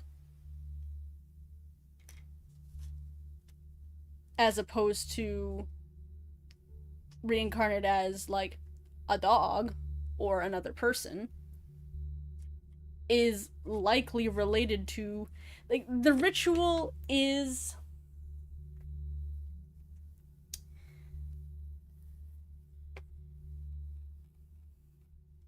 relevant to the. So your I'm not interpretation sure. is that it's fully a coincidence that they all got transformed into No, no, Azura's. no. I think it's not, but it's a black box as of now. We don't know the specifics. We only know that they asked for enlightenment from the lake. They seemingly fulfilled the condition, and we see them enlightened. Uh, it's maybe they were affected by Jacob's ritual. We don't know. I tend to suppose not. We don't, but for now we don't really know. I think what's important is that it wasn't the other way around. Jacob's ritual looks like a normal elixir ritual, and it doesn't need any involvement from the cult. No, no, no. I know that, but I'm saying if the Elanders' ritual influenced their birth into their Azura form, not transformed them like Jacob, just influenced it in any way, that could be related to what Carolyn was practicing and could be why Mr. Toad and Mr. Bat exist. It's obviously not at the same caliber as what happened to Jacob, but if we think that there's any chance that Carolyn read the family's old-timey things and was like, hey, there's these rituals that can influence these transformation, she could have started from there in her own, because we know that she completed a ritual, which means she started from something that existed. Andy, really quick, Andy, unrelated to what was the Carolyn pheasant and cube statues about? I think that is actually, and I don't know if we want to fully pivot, but I want to bring it up as something we at least write down to talk about later. That is a good thing to. After that we can segue to the Lady of the Lake cult, where Yeah. it comes from, and Yeah. what these statues mean, because I do have an interpretation. Yeah, it is a good call out that this is another time, and before it was sort of arguable, where you're like, okay, maybe there's something here, but it's not fully the connection between Carolyn and a pheasant, which isn't who the pheasant is in Hotel, or not who we've presumed to be. And sort of that implication. This is fully like showing Carolyn with a pheasant head.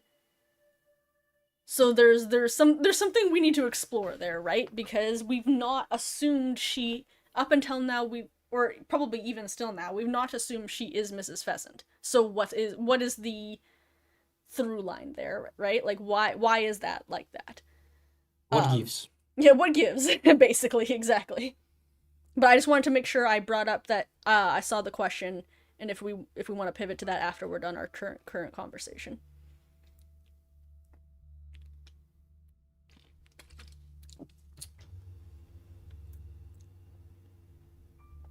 Probably not DK.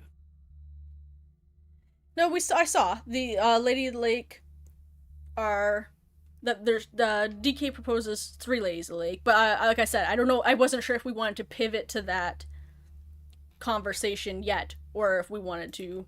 I just We wanted to can write stop. down. We can stop talking about the elixir and the ritual, for, both including Paradise and Servant of the Lake, and go to the Lady of the Lake cult in general, Mm, its origins, and including the dungeon and the statues. yeah. DK says So, three ladies of the lake. so either way, the point is, uh,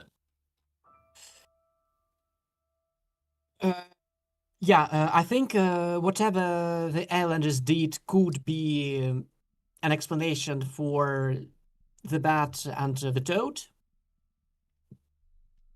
They could do something similar.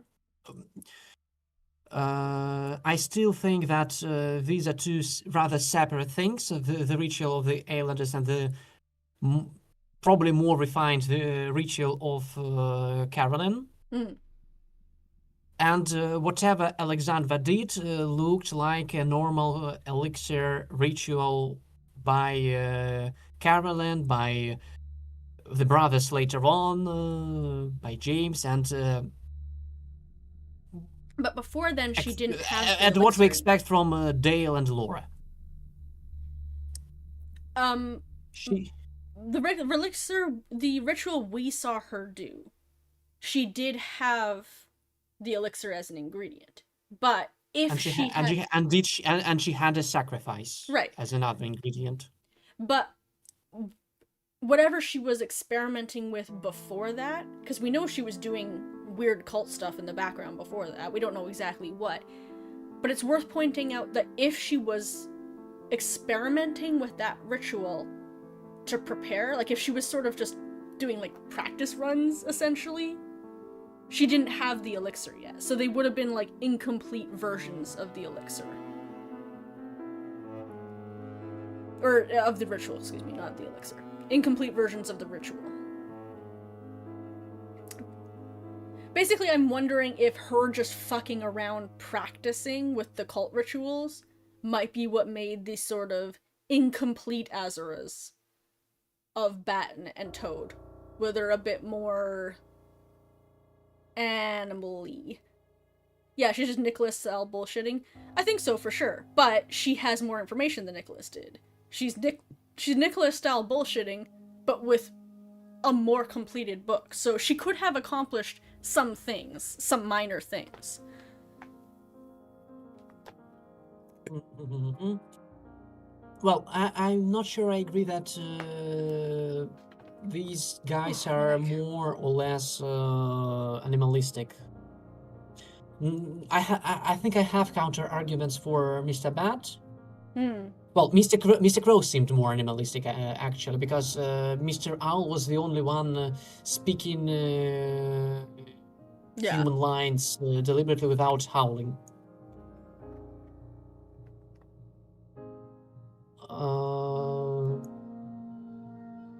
And eventually Mr. Bat started speaking too.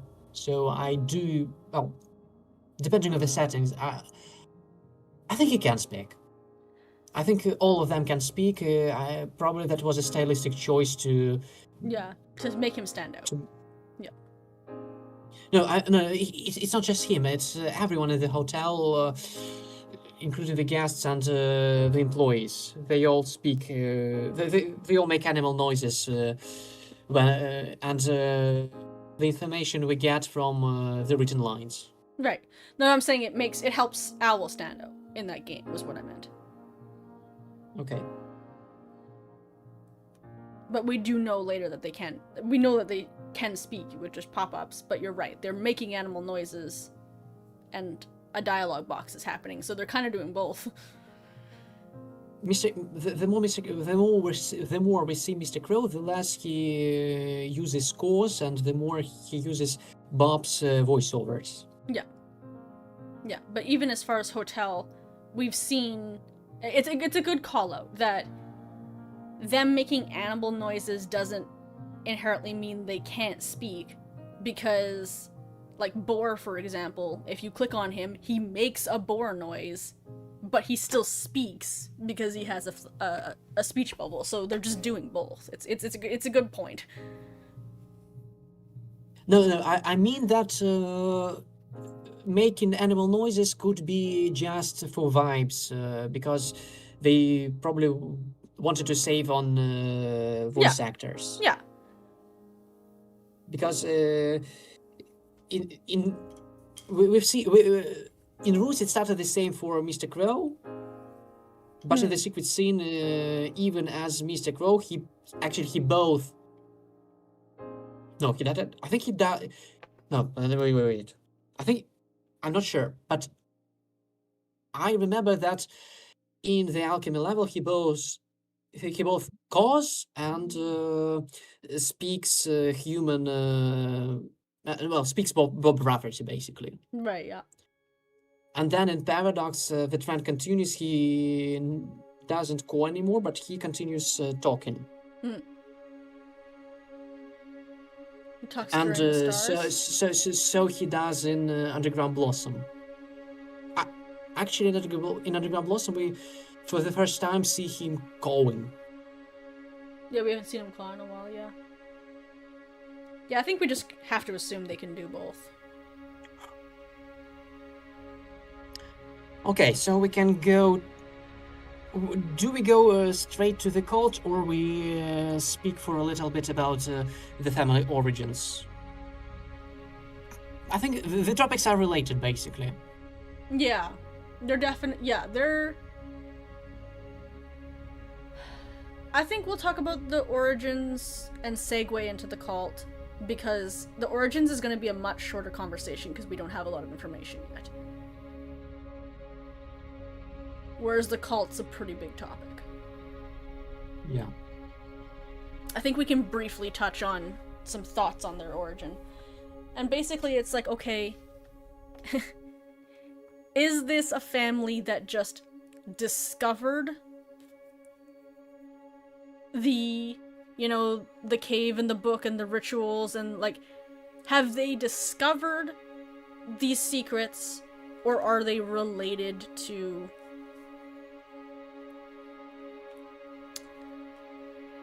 the Elander family in some way? Probably not. At least not directly. Maybe they knew of each other's existence. So the timeline is as follows. I can open the respective note in the game. I'm pulling it up as well. So it was day 2 in guest room. No, it was the other. It was the before that in the attic. Oh, that one actually doesn't. Oh, here it is. Yeah. There was a young man named Vanderboom. He married a young woman. He built a house by himself. 3 children were born, 2 boys and a girl. He went to war on his horse.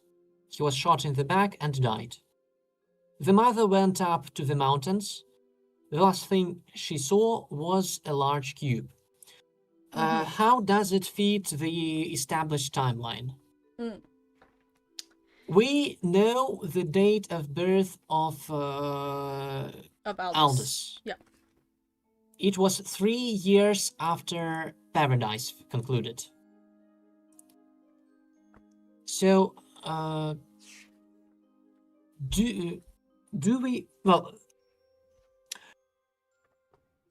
I think it depends for how long it took to build a house and to give birth to children. Considering the day of age, I think it could be quite soon after they settled in. Yeah, I feel like him finding the wife and or like marrying a young woman, building a house, and having children was all pretty quick succession. So probably. Oh, I think I'm not sure. But maybe the fact that we don't see the house in paradise means it wasn't built yet,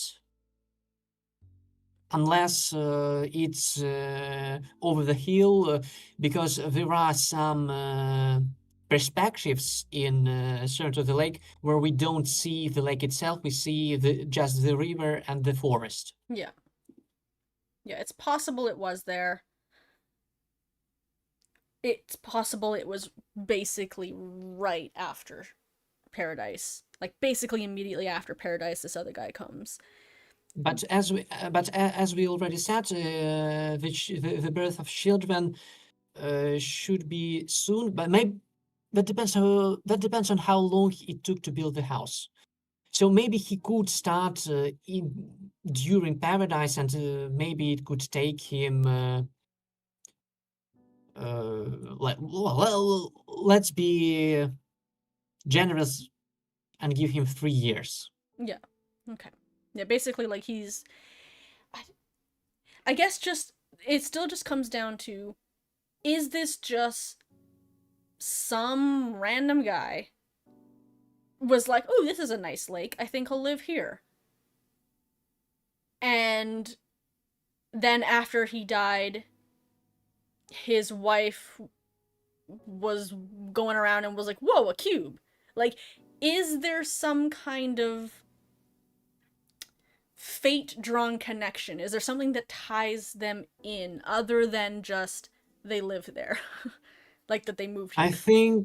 I tend to think that they moved in randomly, Mm, and the large cube, not sure how large it's supposed to be, that was the turning point for at least the current iteration of the cult. right. Yeah. Because So the do we mother, think then that their access to Carolyn's book and the cave and stuff, do we think they just found it and that like Owl didn't give it to them and stuff, didn't give it to them or like influence them in it any could be way? it could be both. Maybe he could be the one to make the large cube appear, Hmm, that could be. but yeah, that's for now we don't know. Maybe we can figure out whether the cave system was there initially, because, well, I had an impression that this house was built for alchemy. I don't know. It's hard to make these hidden passages to the game system underneath. If you if it's not how do I put it? If it's not pre-planned, Right. Yeah. but I'm not sure actually. I'm not sure because. At least I tend to think that the cold stuff happened after the large cube. So yeah. So maybe it was a random house that somehow had new passages introduced. So basically this man built a house above or near basically caves involved in this old cult, and he had no idea. And then the wife found it and was like, ho ho, and like knocked it, attached it to the caves. Maybe. Or maybe they were just caves. And and she built the statues and stuff. I see. Yeah. It could be. I'm not sure at all. Because I mean, there's only one. There's only two options. The main question is who would build Carolyn statues there, because they are deliberately Carolyn. Yeah.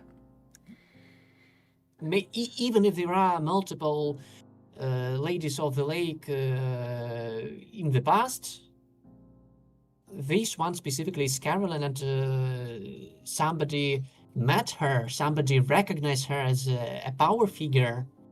Mm-hmm. And started basically worshipping her. I'm I'm not sure it's somebody of the previous cult, the Islanders, because at least it doesn't seem that they Yeah, they weren't. gave that much importance to Carolyn. Unless it wasn't until after they were born. So say Pheasant.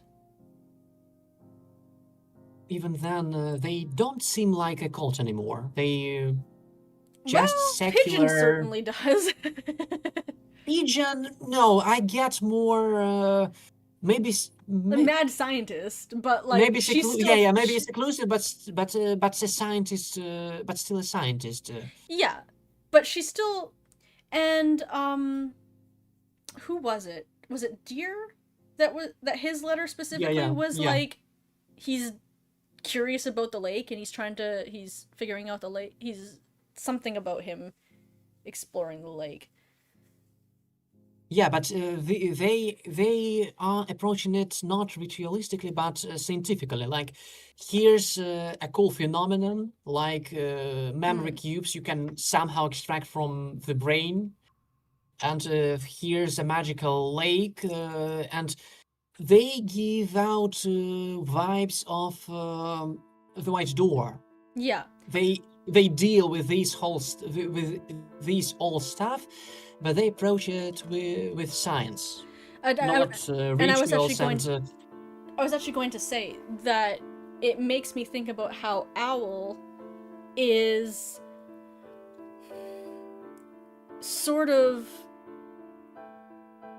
sort of playing both fields, you know? He's got one foot in the scientific version of it where he's got these machines that can extract memory cubes, and he's got the machine that he's presumably built in the white cube. He probably didn't just find a machine in there. Maybe he did. That doesn't Mhm.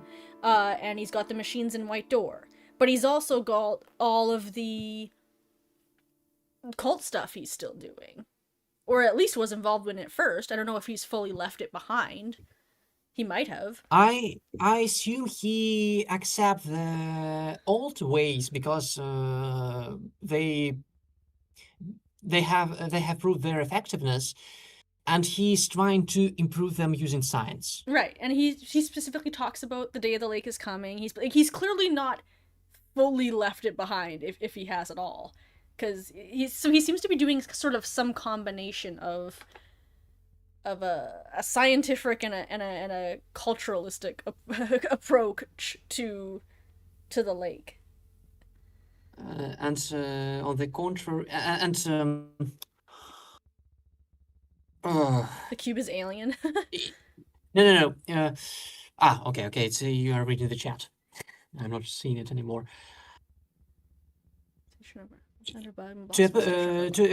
I think it's fair to oppose these two, Pigeon and Deer, to Mr. Owl, because I see no ritual in their approach. No, no, It's no. like pure curiosity. Well, one of the reasons why I first doubted that the guests and the islanders are connected. Then Elysian doubted that for a long time, and at least he believes he still does. Or he jokes about it, I'm not sure. Well, I guess the question does sort of become how much do the guests remember? Like, Yeah, do they yeah. know that they're the Islanders, right? Yeah, yeah. I think we can keep it for another day because it's not that important for the topic. They No. don't look like a cult at all. No. So, yeah. So probably the Lizzie, Lady of the sorry, I Lake. blacked out of time and space for a second. What do I believe? Um, who do you think is Alexandra's daughter? I Alexandra doesn't have a daughter, unless I At missed least something. not that. Yeah, yeah. Probably she doesn't. Um. Oh, we were just discussing whether we accidentally got on the topic of whether the Elandirs are the hotel guests, but that was aside of the accident of the point we were trying to make. Our original point was Whether it's the same cult. Yeah, are the hotel guests still a cult? It doesn't seem like it, but could they be responsible for the... We're trying to figure out who's responsible for the cult of the Lady of the Lake, right? We're just exploring our options. I think Mr. Owl is a good candidate for that cult because it has to be, right? He personally revered Carolyn. I will say if any of the guests still feel a bit culty, it is Pheasant.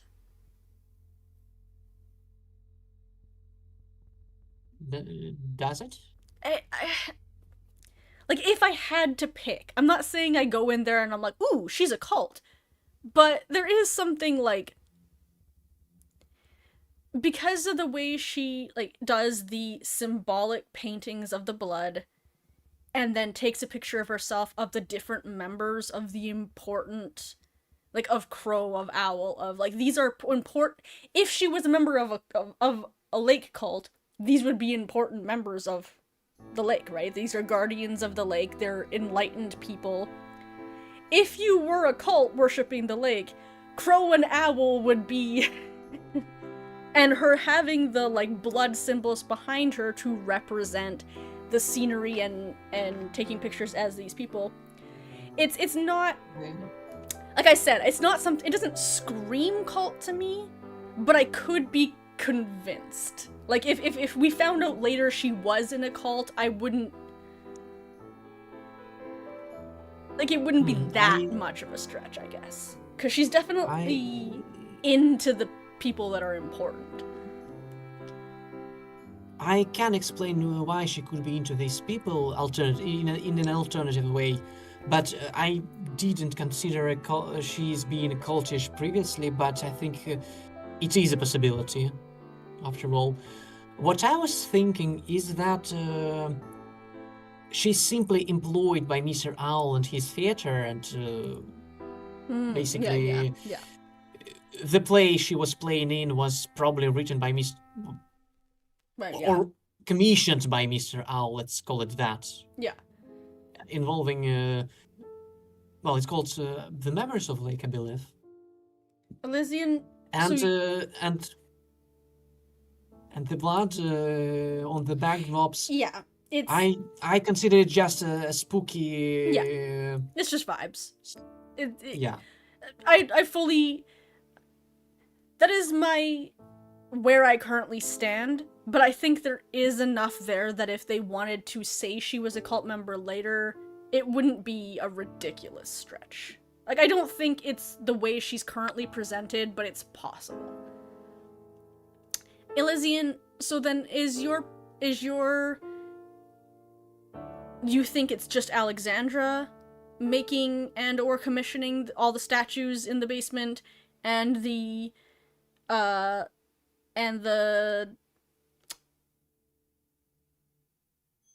shrine? I couldn't remember the word shrine there. And like the shrine in the church that has Alexandra's paintings on it, Carolyn's paintings on it, and the other statue, and all the Lactus Flow painting. You think that that's just Alexandra commissioning all that and dealing with it? You don't think there's any other... You don't think there's any other separate cult other than her? I can answer... Okay. It could exist before. It could be built by Mr. Owl, or it could be... Well, I think among the Vanderboom's, the mother could be the more likely candidate to build that dungeon than Alexandra, because there's another thing I would like to point out about the mother, is that she made 3 prophecies. Yeah. So she foretold Aldous serving the lake like he's doing now, doing alchemy, and later when he becomes Mr. Crow. And she predicted the change. she predicted William's journey, that he will die, he will be reborn, and he'll become savior of the lake. So Mhm. the last part is new, but it's Sorry, it's not it's not weird. about whose parents? About the about Alexandra, William, and Aldous'. The extent of what we know My is the one poem that poem is, No, we have three separate prophecies in the yeah. bathroom level. My dear, well, basically, their mother had a message for the three of them Yeah. individually. Probably Alexandra, being that ambitious, Well, she seems to have at least that stolen Williams. she has all the three. She has all three of them somehow. Well, one of them was already in the bathroom, so we don't know who had that one, I guess. But for sure the other two she had stashed on her. So at minimum she had her one brother's. I think it was Williams, right? Was the one in her stuck in her hat? Probably because I think the one on the table was Aldis's. So he could have had access to his. We don't know whether she had it hidden or yeah, not. yeah. So basically, we have Whereas we have we suddenly have a completely new prophet yeah, I just double checked. who Aldis's is the one that's on the bath. So on the table. So it's possible Aldous has seen his, but it's also possible that the brothers never saw I them. think no I think at some point they had to see all them because William's motivation is Yeah, he the knows final about part of his enlightenment. Yeah, prophecy. that's true. Bring the timepieces together and you will You're right. achieve enlightenment. Exactly. You know, you're so right. He had to have seen it because that's very clearly specifically what he's trying to accomplish. So, but at some point she she stole it from him and stashed it in her hat. So Yeah, presumably if it's not just gameplay. If it's not just gameplay exposition, let's call it that. yeah, well, I mean, I do believe that these notes exist. I'm just not so eager to make conclusions about their whereabouts. yeah. It's not necessarily in her hat, but I think the thing to be aware of is that she is keeping it. It's not necessarily in Yeah, her probably. hat or wherever it is. That doesn't have to be Yeah, detailed. at least I think it's likely. Yeah. It seems it doesn't seem weird. Pocket cow. What's there? She made a Yankee Doodle went to town joke.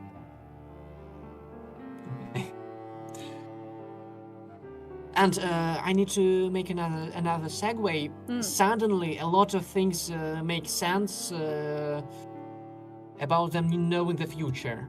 Like both William and Aldous going through the ritual in roots, even knowing that one of them is likely to die, and them both working on William's rebirth. And most importantly, the question that kept me awake That's a good call, it, Andy. Keep going. in the night, it's the seed of sacrifice. The fate of Rusty Lake lies in this small seed. What are you talking about? You didn't preserve the elixir, you fucker. But he knew at that point that his brother was going to be reborn already because of his mother's prophecies. Yeah, and become the savior of the lake. Yeah. Andy makes a good point. Where did they get so do we think that mom created the timepieces or do we think she found them? And it still kind of comes down to that question, right? Did mom find this stuff? Did she find the book stashed somewhere and she was like, ooh, I'll take that and pass on and learn to tell presumably yes. I would assume, who was it? I have to scroll up. Someone said they found it seems like she found a cube that gave her a vision of the future, right? That's the cube from the poem. Yeah, probably, or something like that. Yeah. It's interesting that it specifically calls it out as being a large cube on a hill, since the only big cube we've seen is at the bottom of the lake. Well, that's a mystery for another time. Maybe well, honestly speaking, the big cube at the lake bottom is already mysterious enough. So maybe we can hope to learn the deal behind them later. Unfortunately, Elysian, we already know the order. The house was built and then she found the cube, according to that poem. So they couldn't have Yeah, found the cube and then built the house onto like around it or on top of it. it could be luck, or it could, or they could have built. Well, the mother. I'm not sure Yeah, how. yeah. I'm not sure about the logistics. I probably prefer the pre-existing Yeah, dungeon theory, yeah. I guess but I'm I not have to sure. start deciding whether I think Owl, like Owl's kind of the only person who could have done it. So I'll say Owl for now, and we'll just assume there isn't a. And Elgin, you. So do we think that Owl or maybe someone else, but for now Owl guided her? Like these people moved in, and he was like, okay, like here's like go discover this book, go discover this. Or was he fully hands off and she just accidentally found it and she was like, hell yeah, I'll get involved. I love I love prophecies. Like, and I guess that's what I have to wonder how willing Owl was for their involvement. Or whether he was just like, I well, I guess they're involved now because they found my mom's diary and they poked their nose into it.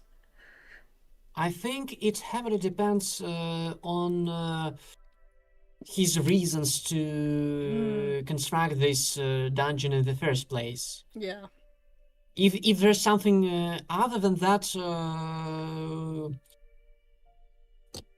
we can keep it ambiguous. But Yeah. if we are thinking just that he's the mastermind behind everything and pre-planned a lot of things, then I don't think it's necessarily that I think he pre-planned it so much as going with the flow, adapting yeah, quickly, like etc. he like it's not that he was like meticulously planning every step, but I think it's entirely possible that he pushed them into starting their journey and then they took it from there. Like I don't think he planned every single thing the Vanderbooms did, but I think it's entirely possible that he pushed them into their initial involvement. Yeah. Also, there's another question that still worries me. It's related to the elixir, Hmm. but maybe we should talk about it later after we finish with the cult, with Carol and its and the statues, because we're yet to get to them. Okay, so let's keep it for now like that. So, for whatever reason, Mr. Owl built that. Hmm. I'd say that the timepieces look quite modern and they fit into the secret, no, maybe not secret, into the sacrifice hall. Hmm. Ah, here's a possible reason to build. Oh, I'm not sure. I Let me think look there up. would be a designated place on the island. I'm looking up when pocket watches came out. Keep going. I'm like, when is the Okay. earliest they could possibly be involved? Well, unless we consider the Asuras as an advanced society. Yeah, it's just something to chew on, but it's certainly not Okay. hard and So, fast. Keep going. I would expect such an underground under hotel actually. If it was Mr. Owl, Hmm. there was already a place for sacrifices, unless it was rather on the surface, and he demolished it to build the hotel, or or maybe he didn't demolish everything, and there's still a well hidden in one of the rooms. We'll need to see it later, I guess. Good lord, pocket watches are way older than I thought they were. That said, the style of pocket watch that's in those is definitely not these first pocket watches that they kind of look like a potato.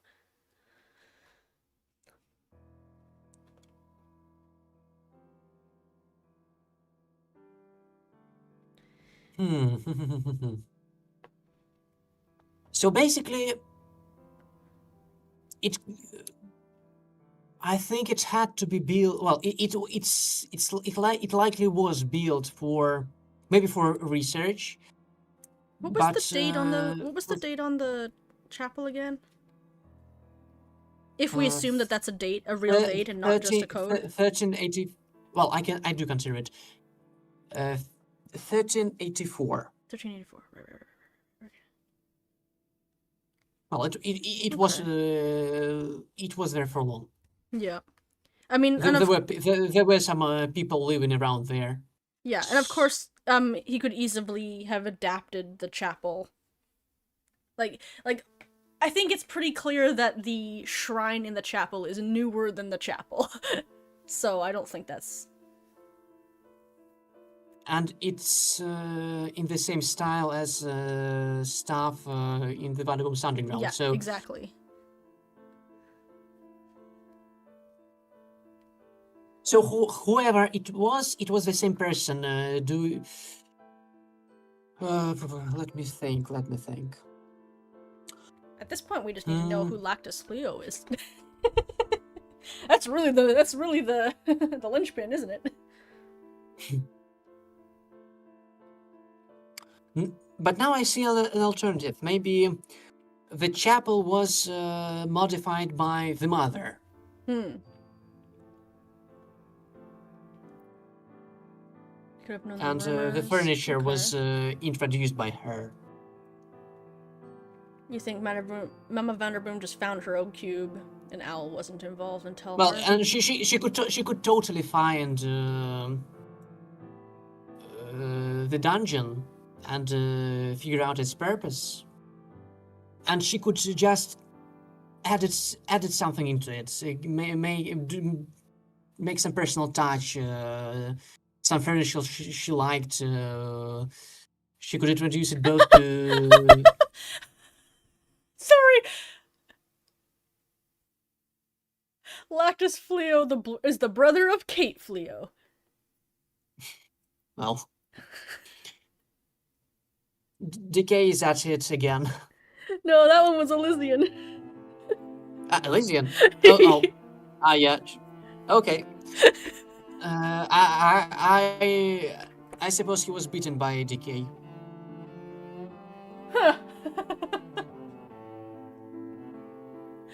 It's obviously silly, but that seems like the kind of silly thing that I almost wouldn't be that surprised to find out.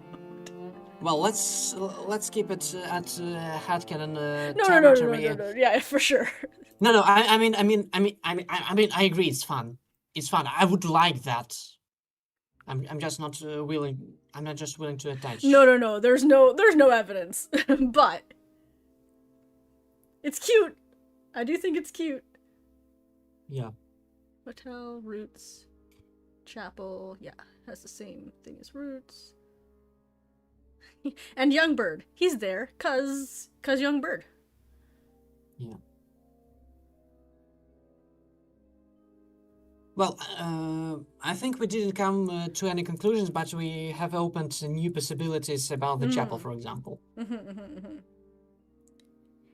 It does Also, reinforce, unfortunately, the thing that you had talked me out of. I hate which to say is it. where I found myself being like, oh, the singer Lady of the Lake is Pheasant because she's Pheasant and Lady of the Lake. And this is now another like Pheasant and Lady of the Lake full. Well, You talked me out of it, and I'm not all the way back in, but I can't help but I, actually, seeing the statue of Miss Pheasant makes me reconsider her role. The problem is we don't really know what we still don't really know what it means to be the Lady of the Lake, yep. and whether Miss Pheasant is qualifies to fulfill that role. Yeah. Actually, we can move to the statues now, Yeah. ignoring the time travel, because well, the time to me the time travel was kind of fine since K23. Yeah.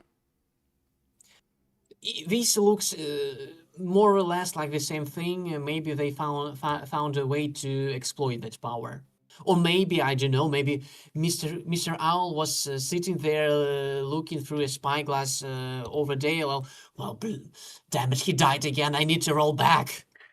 All right, start it over.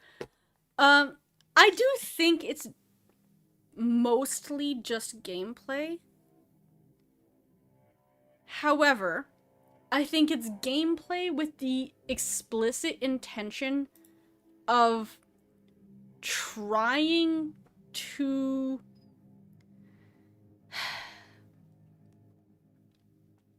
force players to come to grips with the fact that time travel is a theme in this story, and we need to just sort of accept that. And I don't. Because the thing is, this game was on the more symbolic end of the spectrum as far as games go. Like, I'm. Wait. Let me make sure that we're on the same page. You are talking about Servant of the Lake right now, not K23. Yes, Servant of the Lake. Okay. I think what part of this game is time travel when you use the when you click on the statues in the underground,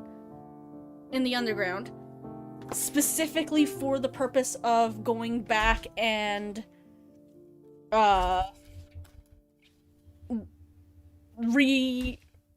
re-experiencing the cave again. Like it goes out of its way to show you going back in time as opposed to restarting the level. I think it well, I'm as of yet I'm not sure. I don't have an opinion, but I tend to think that it was literally like that, or more or less, because this time travel stuff is needed for different paths. Yeah, it definitely feels You different explore from the previous. you explore alternative timelines to figure out the passcode. Yeah, but basically you need free time. You don't just need free time pieces. You need to set them at the right time. And this looks like some kind of ritual or a challenge. Mm-hmm. So if you manage to navigate time, which navigate past that isn't dead, and find these three pieces in three different timelines, you are worthy of, I don't know, becoming the next Lady of the Lake, or whatnot. Or getting the book with the secrets. My gut definitely tells me it's more real, but I think that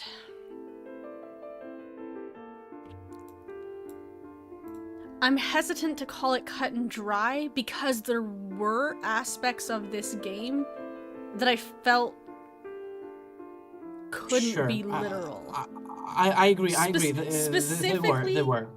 Actually, it's honestly just the one thing, to be honest with you. Specifically, it's the little baby Preta. The little baby Preta is the one thing that I'm like,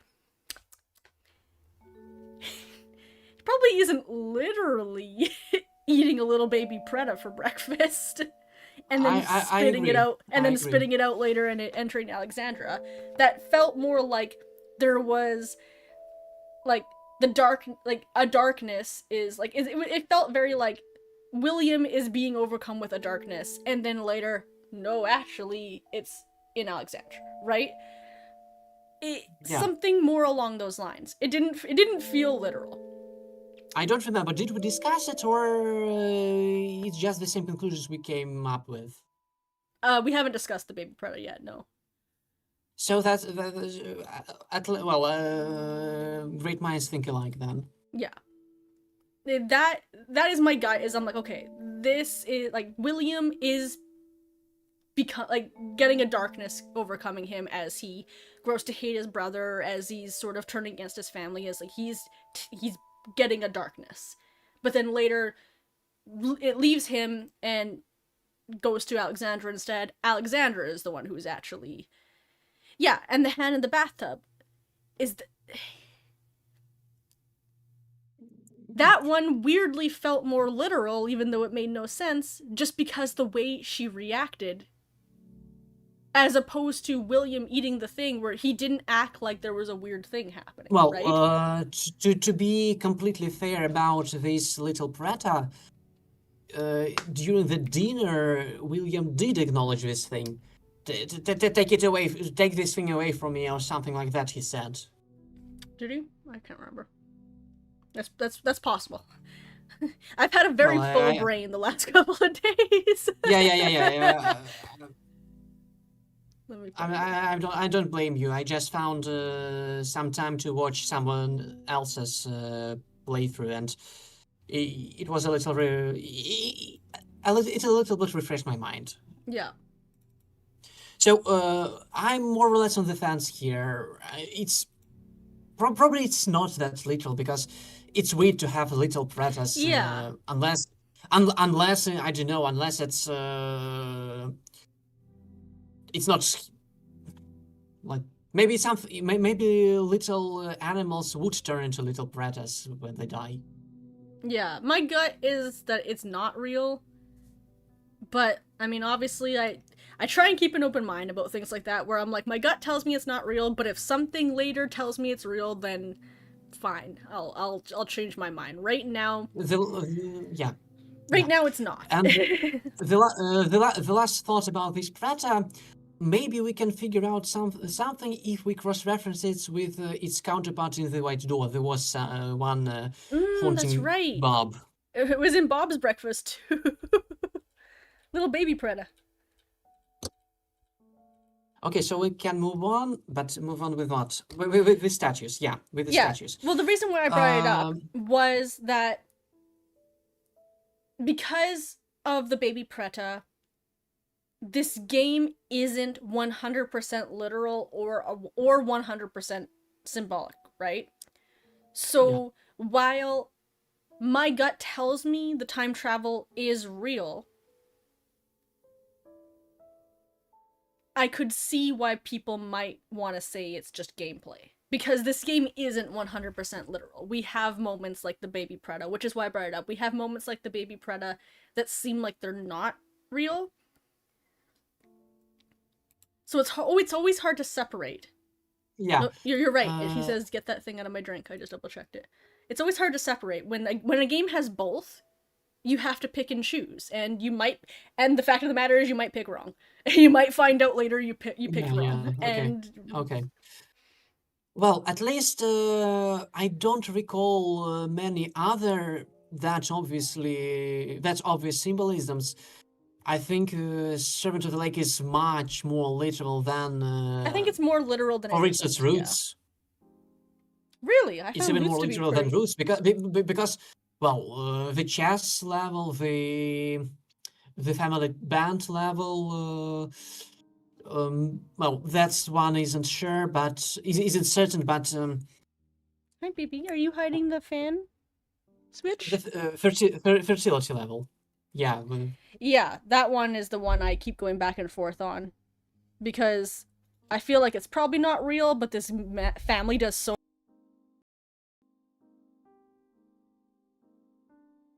What I'm getting at, there are more.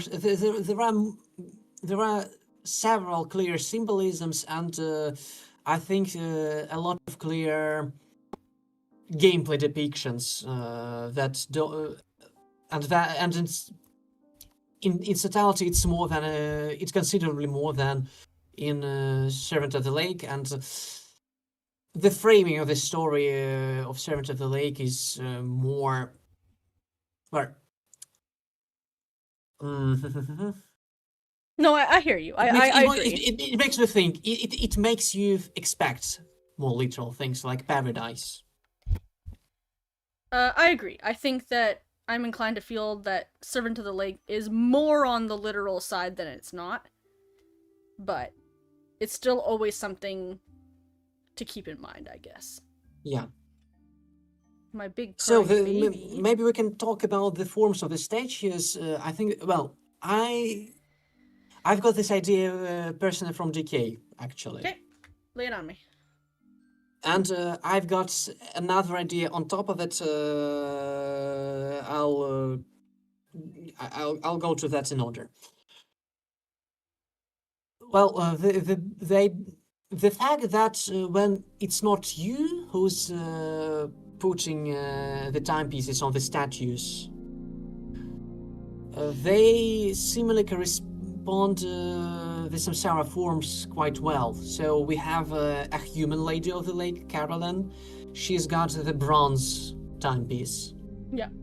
We've got Miss Pheasant, Lady of the Lake, and she's got the silver timepiece. And the cube Lady of the Lake has got the golden one. Mm-hmm. And considering that the previous two were a human and an Asura as we know them, it's fair to assume that the cube represent, maybe it's not literally, but at least it could represent the Deva form. I think that makes sense to me. And the next thought about it, that... Bean! Oh my gosh. You would think we never brush him, but we brush him so much. Keep going. Sorry, I've got so much cat hair in my nose. That's okay. This connection basically makes me reconsider the role of Miss Pheasant. So what if these statues aren't necessarily all Carolyn, but Carolyn is the only reference of the Lady of the Lake, so they pick the same outfit for They make it in her image. They make it in her image because that's what they know. I see what you're saying. Yeah. I've got an interpretation of the timepieces in Roots, one of them, at least. That one of them represents the past, one of them represents the present, and the last one represents the future. Yeah. Okay. So we have the Alchemist Brothers in the past, a dead man and a crow in the present, and the birth in the future. Yep. And that could translate to these three statues. Like, we used to have Carolyn, now we have Miss Pheasant, one of which... one of whose avatars were called the Lady of the Lake. Yeah. And we have someone in the future being a Deva, Lady of the Lake. Right. And it is worth pointing out that of the Elanders, so before she's Miss Pheasant, to be fair, but the same soul reborn, of the Elanders, I'm blanking on his sister's name. What is her name? The one who becomes Miss Pheasant. Elizabeth, yes. Elizabeth is how do I put it? Is the most metaphysical? Like, she seems to have the strongest, most spiritual, magical. Yeah, she has the most magical connection, the most spiritual connection. She has some kind of. She might have very minor future telling abilities, like almost on the level of Ida, right? Where it's not like a full prophecy, but she is, because Ida also does read the future. She gets true visions um in her crystal ball. So we know this is something that characters are capable of doing even if they don't get a big cube, right? Yeah. So her being one of the ladies of the lake does work for me because like she does seem to have some at least minor level of gift, I guess. She's got some gifts. Some magic. I don't know what the best word to use for it, but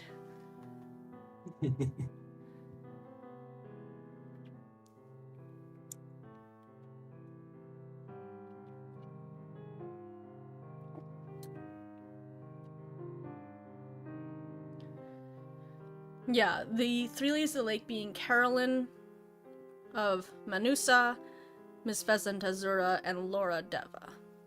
Yeah, it's a good. Yeah, yes. Speaking of Laura, I wanted to get to I want to get to that too because at least at one point the devs said that Laura is the new Lady of the Lake, Mm-hmm.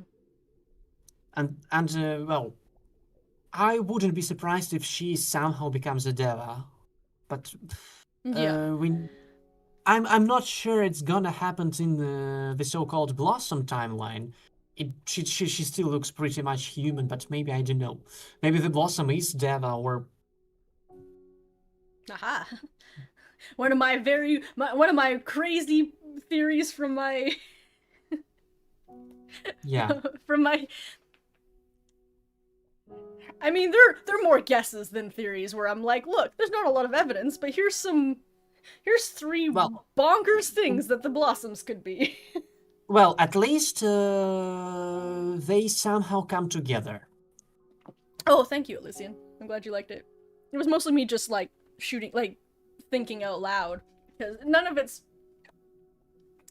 not super evidence. It's more just vibes, right? Like here's three vibe guesses about what the blossoms could be. Well, and now we have a vibe theory about Exactly. where everything comes together. Actually, I don't know. I think I want to tell a personal story. I Please don't do. know. There was a content creator in the Russian-speaking community. Well, he's still there, but he's out of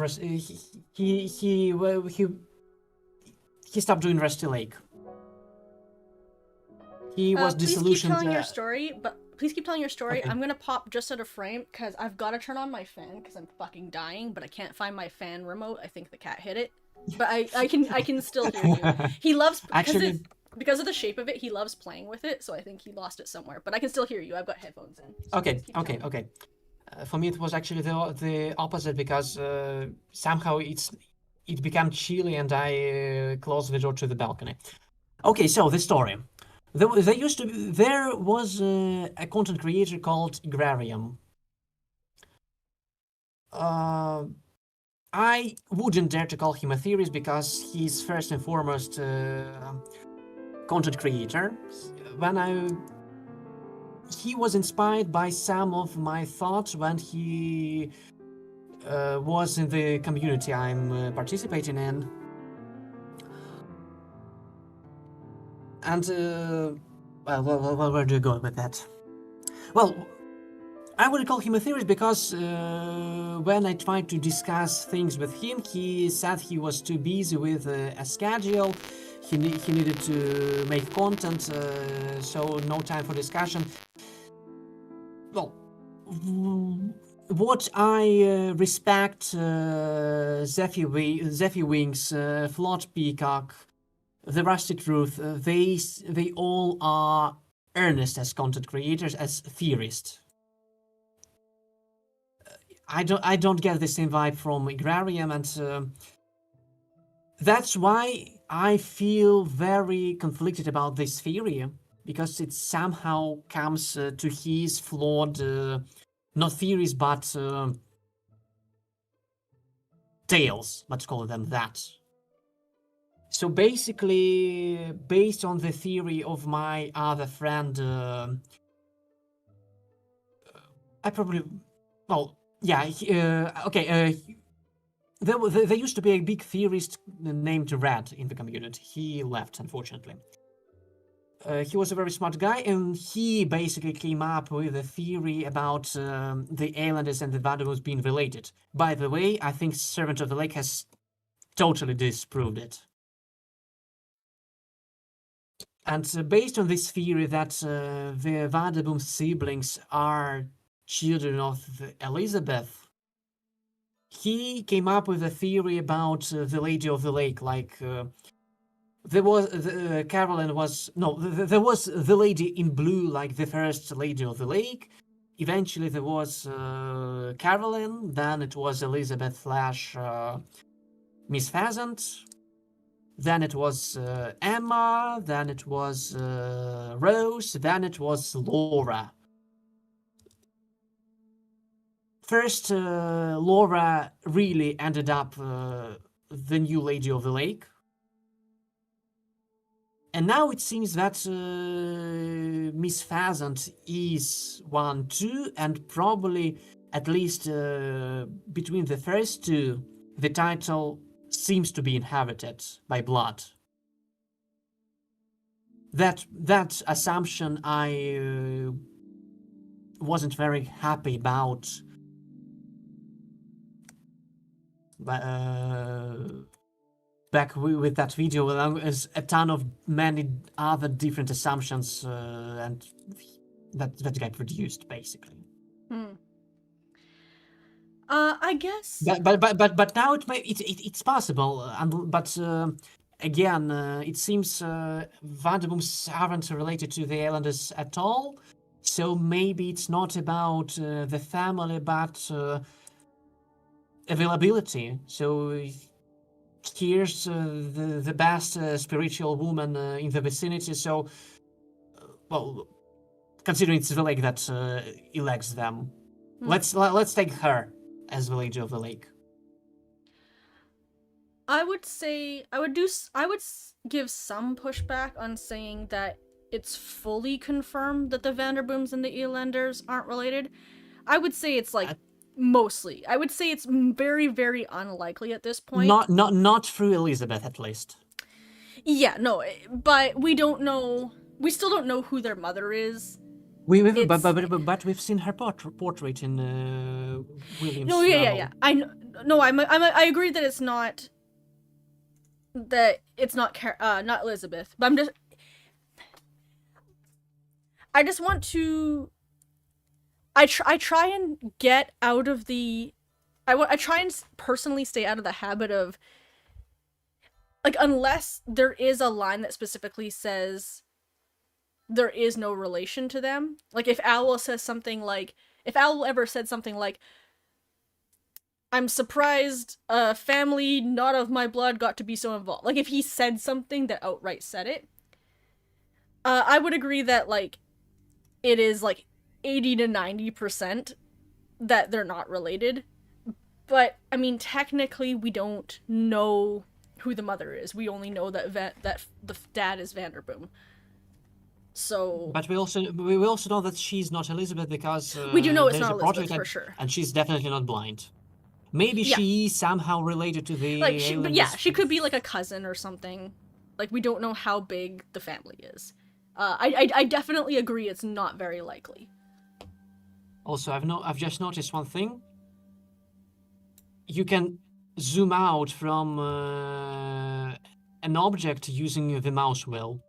Oh yeah, I found that out the hard way when I kept accidentally touching my mouse wheel and wondering why I was launching myself backwards. And I'm like, why won't I stay still? Okay, we can move on.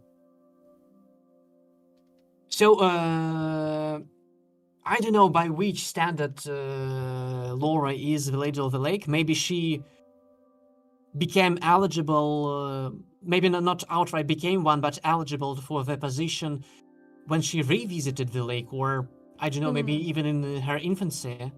Yeah. By being reborn through ritual like that. she became connected to the lake. That would be my gut. Because of the way she was reborn in the lake itself, I feel like that would give her a pretty strong connection to the lake. And that might even be what changed. Like, why it went from following the Elander family line, where, like, it was Carolyn, and then maybe... no, baby, don't play with... See, he's immediately playing with the controller for the fan. Like, how it went from the Elander family line, where it was Carolyn, and then her daughter, and then her daughter didn't have a kid. Elizabeth never had a kid, so that line ended. So when Laura was reborn in the lake itself, it started sort of a new line of ladies of the lakes. Maybe. I'll keep that in mind when I get to these topics in my videos. Thank you. I'm gonna go look at the picture of... Oh, is it... Okay. Another Noah story. I know. Do you have a lot to say now? Can you hear him over the mic? I'm not sure if the voice thing is cutting him off. Alright. You talk to chat. I have to go feed the cat. Or he will just yell for the rest of the video.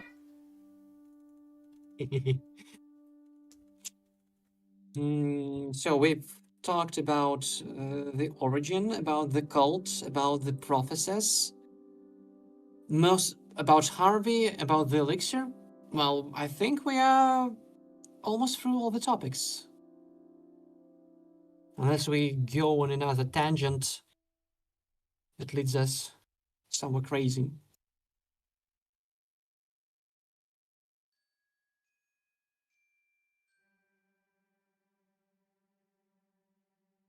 I think when Zephy is back, we can finally talk about Kate's brother and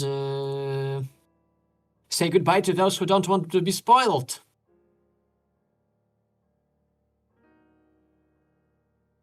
I mean, to have the ending spoiled, or the lore spoiled.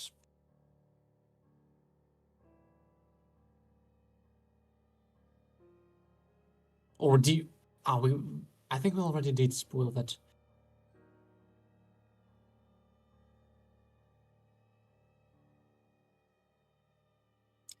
Elysian, did we spoil it or not? I think we did.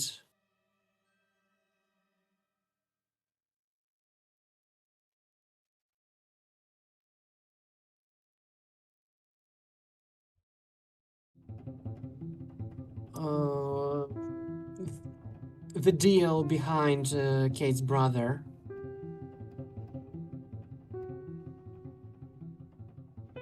Sorry, I couldn't take my headphones downstairs. Oops, didn't mean to pause the music. Because they bug out if they get that far from the computer.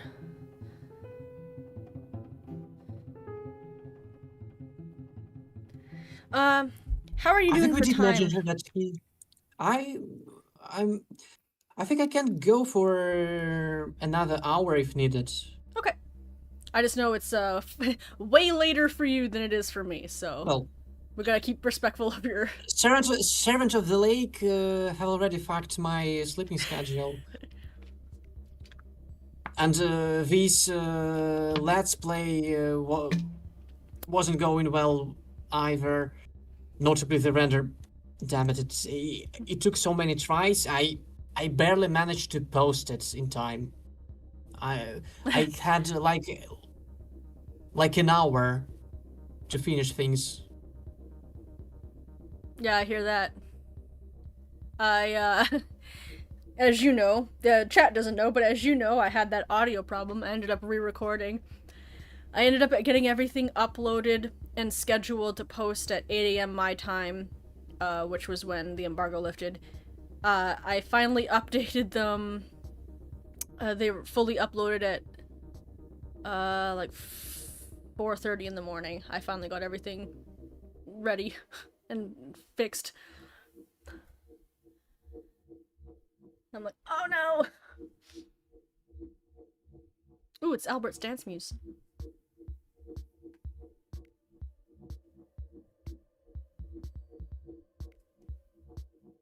DK, I didn't, but I've got it spoiled, unfortunately. I haven't gotten all the achievements yet. I sort of had to pick between achievement hunting and getting my videos up, and I wanted to get the video up, so. I think this achievement, I would really like how this achievement looks, but damn it, it's so tedious. I went through this whole sequence, I don't know, 30 times? At least it feels like that.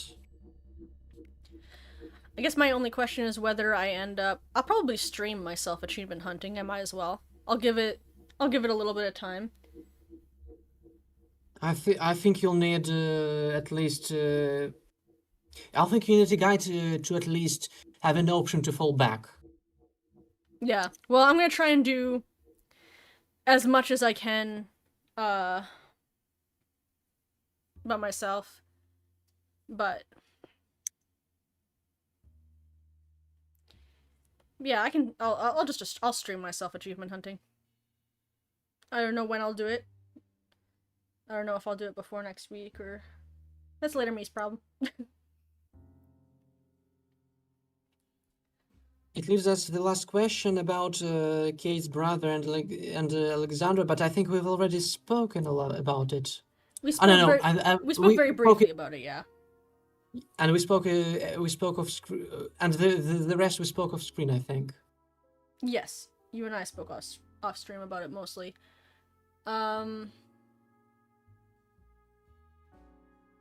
Now I can't. So yeah, but now I can't remember what we said off stream. Off stream and what we said on stream was the problem. I think I do remember. We did say that Kate's brother is James's father. Yeah, for sure. Which is I want to say, it's not just interesting. It all makes sense now. Okay, we can agree that Alexandra could keep her last name because she's a noble woman, or something like that. Yeah. Because her name could be more important than whoever else's name. But James was an odd one here. He would either way he would take the last name of the father. Unless the father took her last name, which is pretty unlikely, but possible. Or unless he's illegitimate. Yes. Which he is. Well, but the question... My question is still, she's still married though, right? Or does she just call herself that? Maybe she's widowed. That could be. I guess it doesn't matter. Or she still has a husband somewhere out there, but she still preferred to have a child for someone else for the sacrifice. Yeah, she has a ring. I mean, maybe she just does it where she's like, she has a ring, she calls herself Mrs., which in the time period would be very unusual if she's not married. I guess she might just prefer to do that. Yeah, her brother definitely didn't marry Alexandra. That's for certain. Her brother didn't... I'm gonna say this delicately. Her brother didn't seem to choose to participate in the having of James. At least he doesn't remember much after it supposedly happened. Yeah. There was definitely some amount of manipulation or alchemy or magic. Something went on, and it wasn't they didn't go into it being, he didn't go into it like in love with Alexandra and wanting to marry her and have a child. Like this wasn't like an intentional thing that he did by any At least he means. was. At least he was wary of her. There is a secret note where he tells someone not to trust her specifically. Yeah, the husband, Kate's brother definitely did die, but Kate's brother is not Alexandra's husband.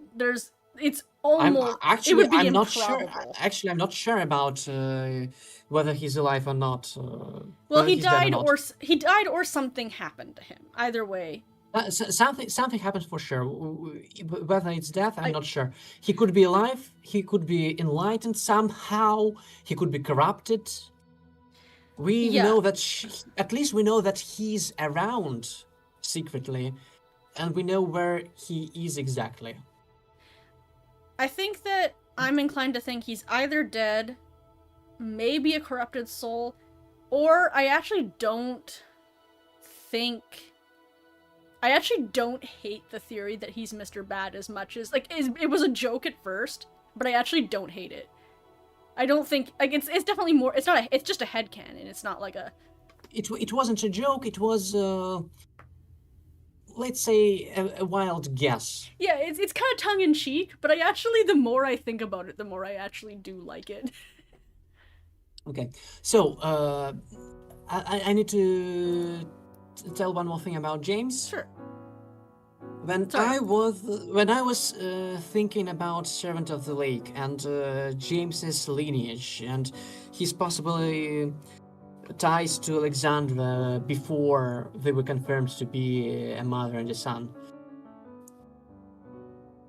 I was telling to myself and to everyone else, if there was some crazy circumstances like Frank had, we need to know it for sure to make final conclusions.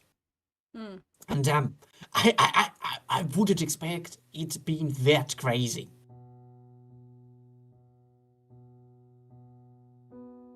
Like Alexandra seducing a servant just to get a sacrificial child.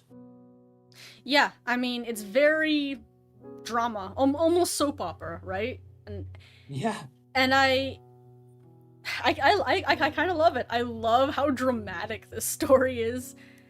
Servant Harvey wasn't a joke for me, DK. I thought it was an incredibly likely possibility. I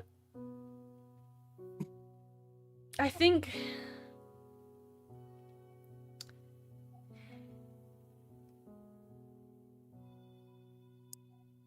that's gonna be kind of the true thing no matter who missed. I wish we had Kate's brother's name. I hate calling him Kate's. I hate calling him just Kate's brother. But Kate's brother, it's dark regardless, no matter who, like, what ends up happening, right? And a lot of the characters in, like, Rusty Lake does that a lot, where it has a lot of joke and, like, there's a lot of dark stuff that happens and a lot of, like, toilet humor. Like, Rusty Lake has always been that way. I don't know. I guess it depends. If they're making the whole series a bit more serious, then it might. I don't think, like, it wouldn't bother me. I think it would be interesting if it's Mr. Bat. Just because it just gives Mr. Bat some reason for existing. Mr. Bat and Mr. Toad are so... I don't know if he will. I don't know if he will. I don't think he'll haunt the future narrative. I think it's just like, hey, guess what? That happened. As I think about it, him being Mr. Bat would make sense considering that Christmas puzzle video. Hmm. Like his Who I'm sure that's him, right? Like that's her brother. yeah. At least it's the same face. Yeah, like it's pretty clear that like that pretty that the little yeah he's cute. He's a pretty boy. That servant from the old videos because we're like, hey, where'd that guy go? And it also just explains where that guy went. I still think that the dinner itself doesn't really make sense even now. Actually, as I think about it, it's probably a leftover of the old concept of Servant of the Lake, because I believe there the brothers were actually living together. Right. But at least when this previous servant was around, Aldous and William didn't see eye to eye and didn't live together. So I wouldn't expect a regular, a yearly Christmas dinner. But he did say that they had been meeting yearly, even though they had been fighting for a while. And Kate, to me, implies that this happens yearly, and then they just fight and drink and make a big problem the whole time. Yeah. But yearly to me means August. Same time of year. Like a lot of notes point to the August, and well, No, I that's think all of the notes of yeah, but they're all brother. from all the notes are from the same year though, so that doesn't mean same year, same month. Yeah, but like so that doesn't mean anything about the family reunions before that because we don't know how long. I think it's you can say something about the current reunion. Also, DK pointed it out that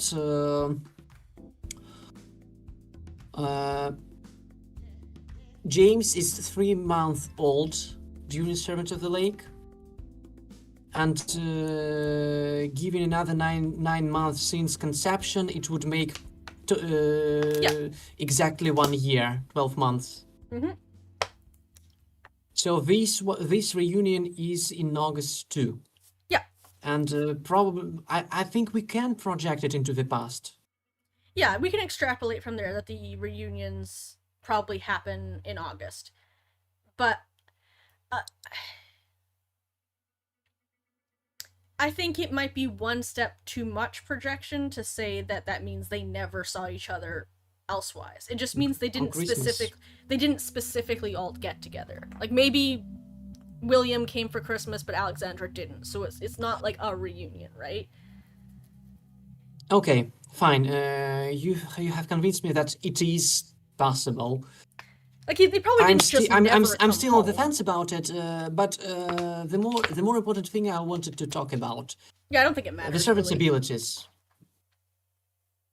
That's true. Yes. Well, I wasn't sure. It totally could be for vibes. I think maybe it still can be just for vibes. That he gets a hand reattached to his arm.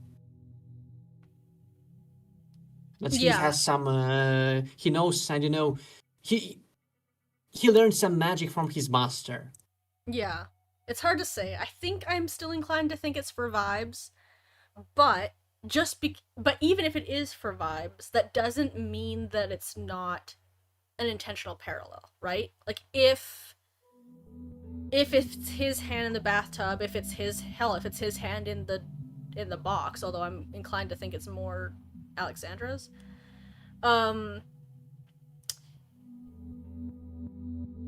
His hand coming off in the video can be vibes and still be an intentional parallel to his hand haunting the game, right? Like they can both be true. Yeah, probably, but that's not what I was saying. Oh, sorry, I was saying that I'm more comfortable with him being loose with his appendages if he's somehow Mr. Bat eventually. I see. Oh, Elysian, that didn't happen in the game. We're talking about the video where we see the servant. which was the holiday video from a few years back. The very first teaser, I believe. No, not the very first. Stuart One of the lives! first teasers. Ah! One of the first teasers of Servant of the Lake. I think the brothers reveal. We can call it that.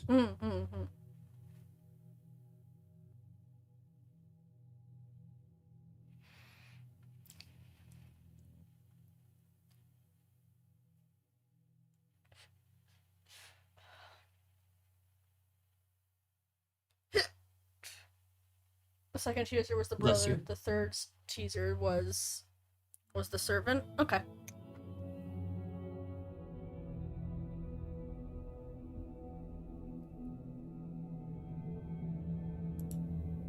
Well, what else can we talk about? I need to point out one more time that why I think he's still around, because we see his silhouette in whatever shape or form he is in these ruins. And that probably implies some future game, but this time, unlike previously, it's without any specifics. So it's not like the brother will return, his adventures continue, or maybe it's not a game. I can totally see it being the lab-like DLC. Okay. Yeah, that could be. Or just a dangling thread. They might it's pretty common for mystery stories in particular to want to make sure there's always loose threads, because if there's no loose threads, then people don't talk about the game anymore, right? Like you want to keep the discussion alive. The castle was your sequel bait? Well, I'm not.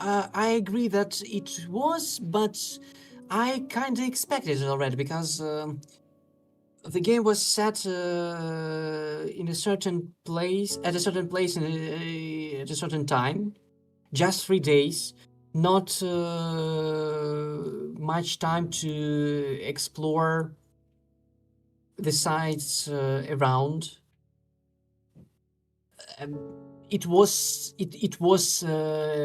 articulated that working for the Vanderbooms is exhausting, long working hours, no time to go how many, well, to ruins, I'm not sure how many miles away.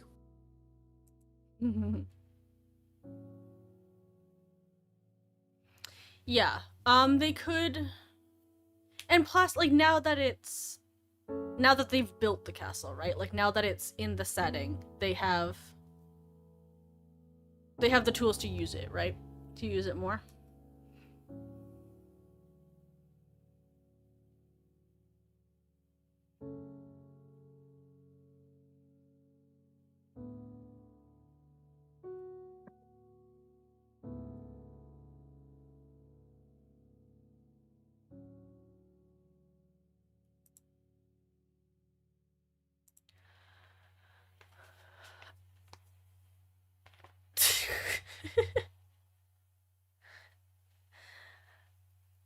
Cube escaped the bridge. Cube escape the bridge is actually a much older joke.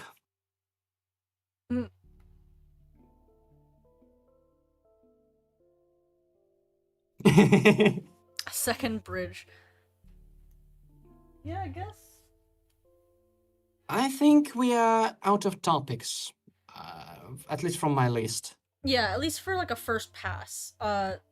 We can talk about we can talk for a bit about the elixir.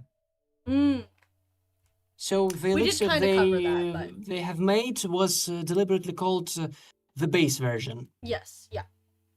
And we know that eventually Mr. Owl is after the full elixir. Yeah.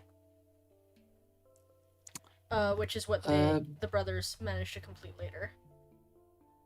Or I'm not sure. Well, I'm not sure whether to consider the brother's elixir full or just Okay. another step to perfection. Okay. But even then, I'm still very conflicted about the whole extract deal Hmm. because, well, especially now, we know that. Well, at least it seemed like it looked like Aldous was more adept in alchemy. Then William, yeah. He managed to make the base elixir with the servant. Yeah, it seems like it seems like Aldous was the driving force between the alchemical uh, Well, success. to be fair, William was after Enlightenment too, so He was after enlightenment, but I don't know how much skill with alchemy he has. the at least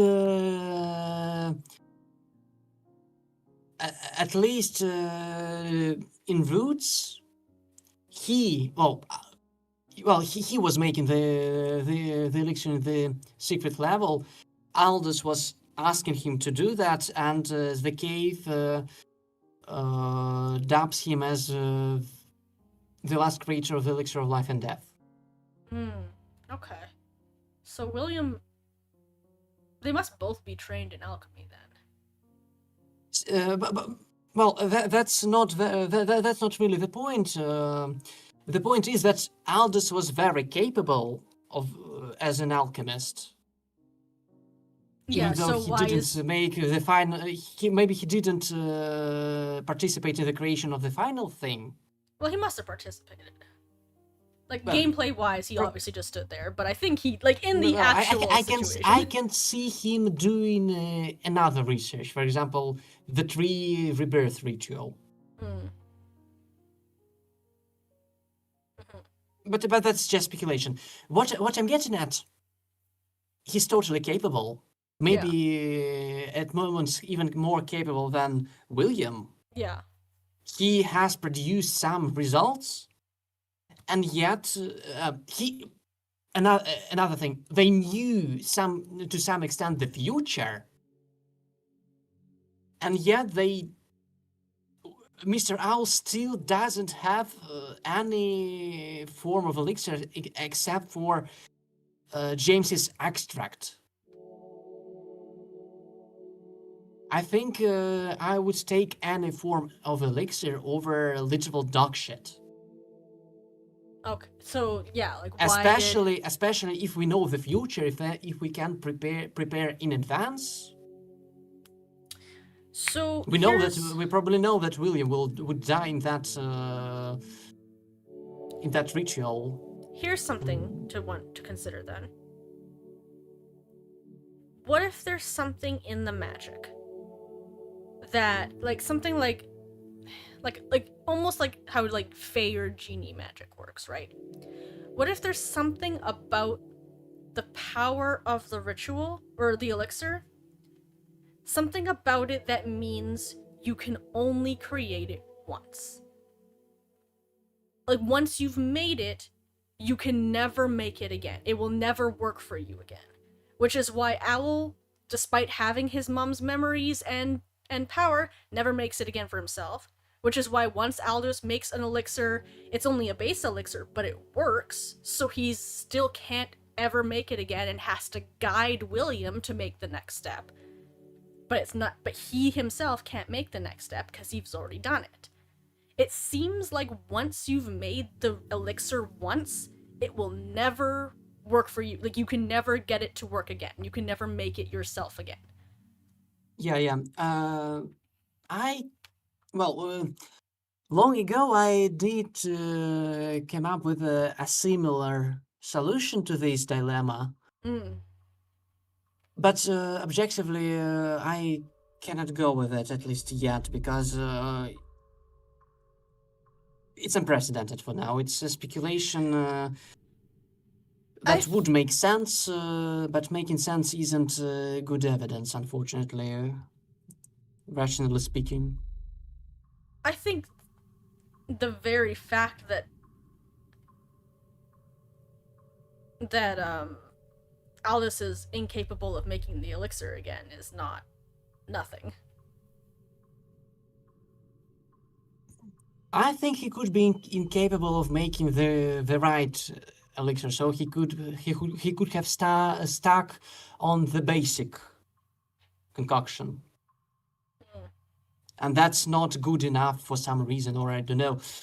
Either way, I have articulated this concern to Jordan when he asked about my thoughts about the game and my theories.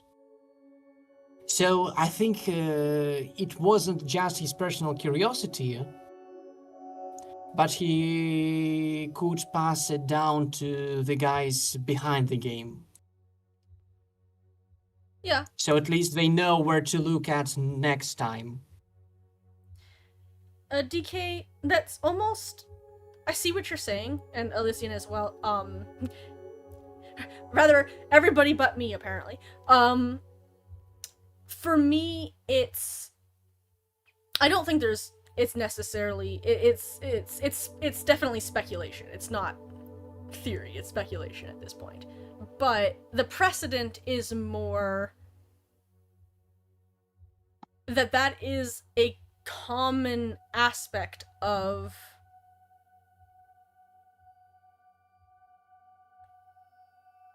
those types of rules in Magic is common across pretty much all kinds of storytelling. I think that to say that there's no precedent is a bit. I'm speaking more of Rusty Lake precedent. Like another example of Agrarium's theory. He was very attached to the theory of great work, the Philosopher's Stone, etc. So there are 4 stages. Well, I think I have shared that before. For example, when we were playing.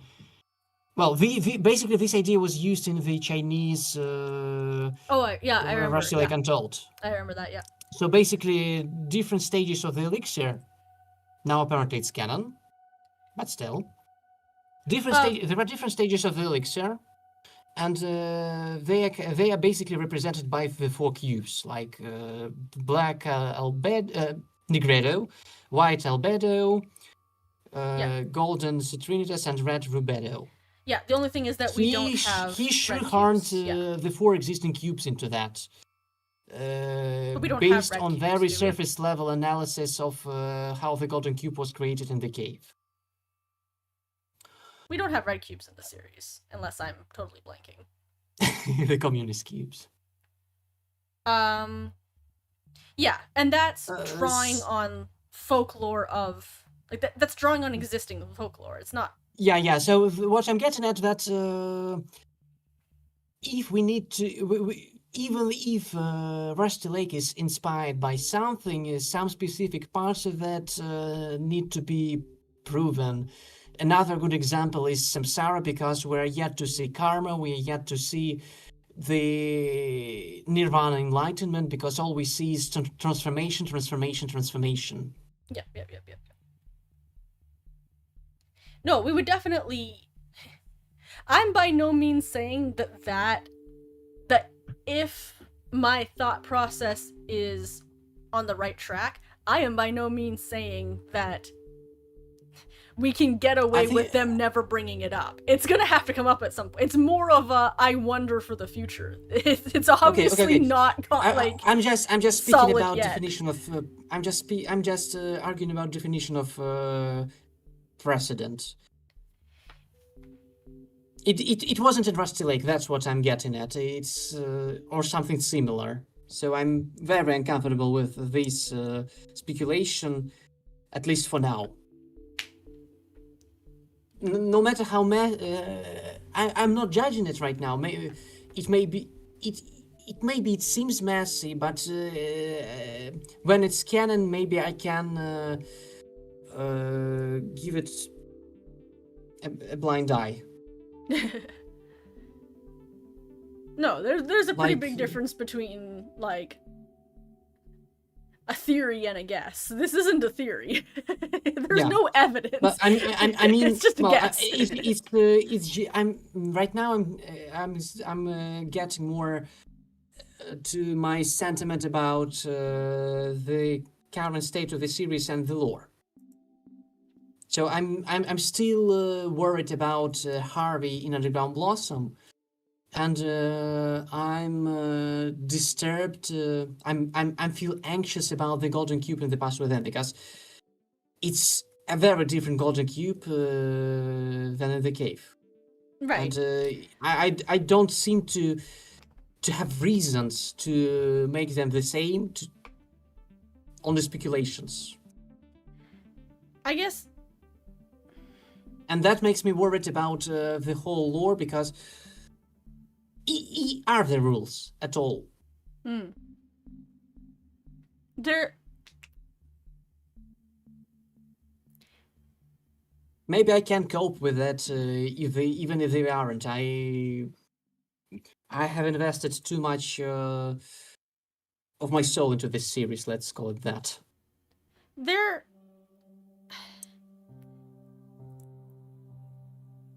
When you only have 2 examples, you can't really say that one example breaks a pattern, because there is no pattern.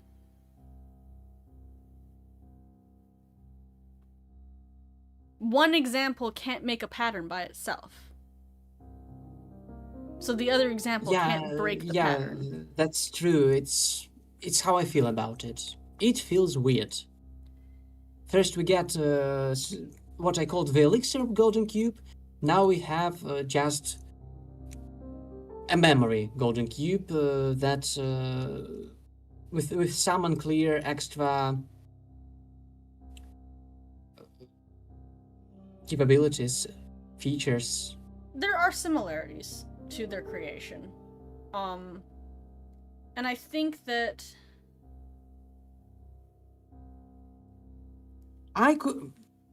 Recently I've had a thought about how the past within well no I've been always thinking that the past within is very similar to Roots in some way.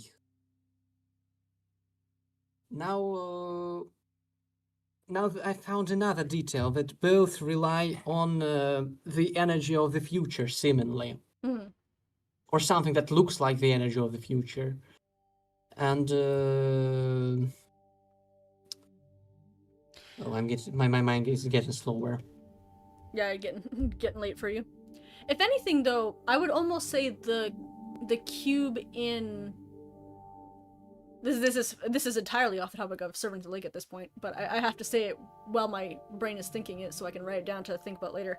If anything, the cube in the past within makes more sense than the cube in Cave, because Cave specifically calls the golden cube the cube of the future, and the past within is the one that uses the stage of time. I agree, but unfortunately, the future can be interpreted in a different way, because Carolyn's memories were a key to Jacob's future too, but they didn't show it directly. They made it happen because they contained the elixir. Yeah. And so that's what would I expect from the elixir for a similar case of Dale. That's for one. And for two, not only the future is a relative thing in the lake where time does not exist. Yeah. We've been seeing another example of a future cube, and it was white. It wasn't golden. So future isn't inherently golden. That's another problem. Yeah, but I think that. Yeah, I think. But I'll finish my previous thought. Oh, sorry. I thought you. My apologies. No worries.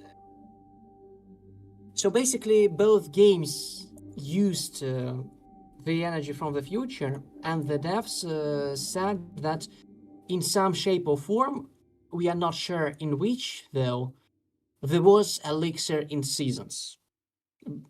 Probably retroactively, but still. Hmm. That depends. Maybe that's Rose's blossom. Maybe that's this energy from the future, that would make the golden cube another elixir cube plus capabilities to contain memories. It's possible. Hmm. It's just a recent thought. It probably didn't settle definitively in my mind. I'm Right. Even despite that, I'm still worried about things not being consistent or making sense. Right. Right. The elixir becomes another wild card like Asarazar, rebirth ways are, corrupted souls are, enlightenments are. Yep. For sure. And which is why when I say I personally disagree with saying there's no precedent to that, to my, like, once you've made it once, they never make it again. The precedent is the fact that that's what's happening in my head. Like, that is, to me, that's like saying, you know, I kind of don't even have a good example, but if everybody in the game, you know, does a certain action all the time, that action itself is the precedent, even if no one's saying anything. It doesn't make it hard evidence, but it makes it a precedence for speculation. The fact of the matter is, we've never seen anybody ever make an elixir more than once. That is true. So the question is just why. And my answer is, maybe it just can't be more than once. But the precedence is it isn't made more than once. That is just a true fact. No one has ever made the elixir twice. And that itself is my precedence. Well, my problem with this is I'm more conservative in reasoning. I try to follow methods of rationality, and well, a totally fair, totally honest, totally earnest truth seeker, like scientists are supposed to be, he wouldn't accept an answer because it would explain things. Because, for example, there used to, well, it's tied to, well, in cognitivistics, it's connected to some kind of fallacy. I'm not probably I cannot name it from the top of my head. I had an example. For a long time, scholars were explaining fire via phlogiston, some weird unseen substance that explains what we see, like that fire is roaring at some point, but if we put a glass dome over it, it goes down. The true explanation is the burning chemical reaction plus the oxygen access for it. Both things explain the reaction, but one of them is more fair, and the other is like an ad hoc explanation. Good night, DK. Good night. Or rather, no, he's in in Brazil. We'll talk to you later, DK. Whatever reason.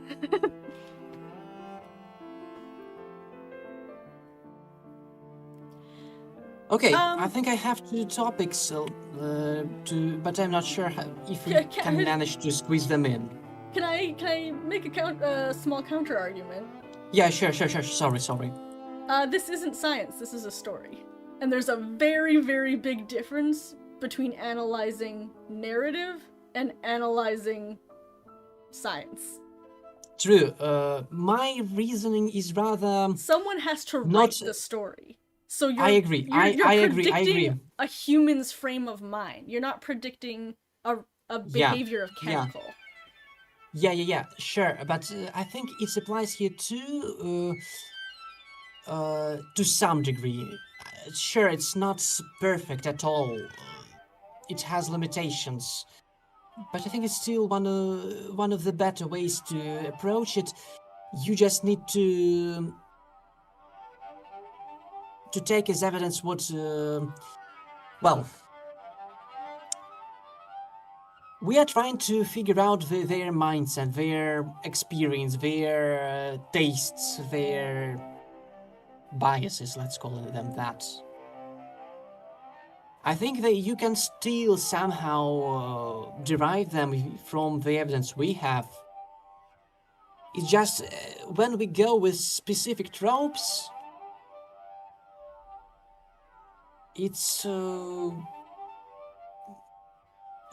still a shot in the dark. It doesn't mean that they would agree with such an idea. Well, yeah, that's why it's speculation and not this.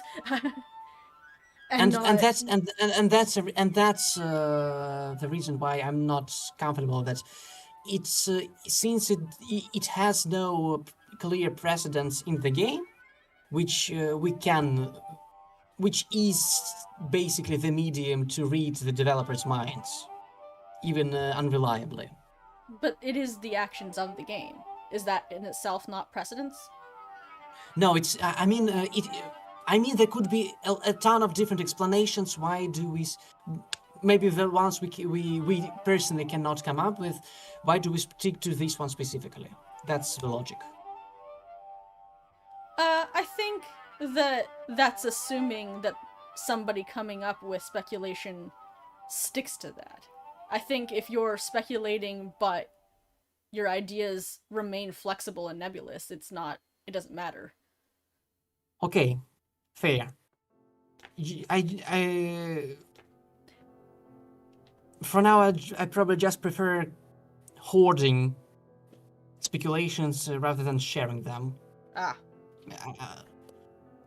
I don't hoard anything. I'll say whatever random speculations I come to my brain. At least I think not to get attached to them. Of course not. Yeah. It's a cool idea that there's some fey magic involved.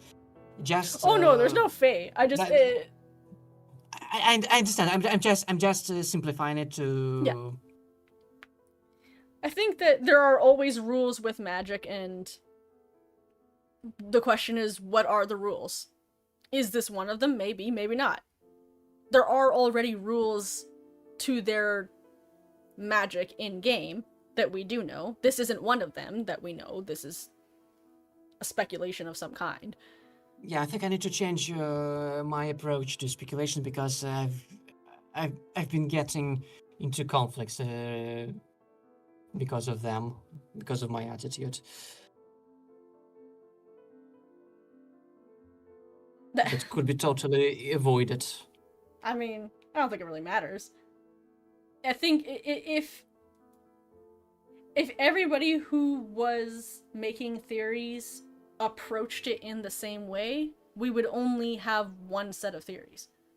No, it's not about how I approach these theories. It's about how I approach the discussion of theories. Because I'm too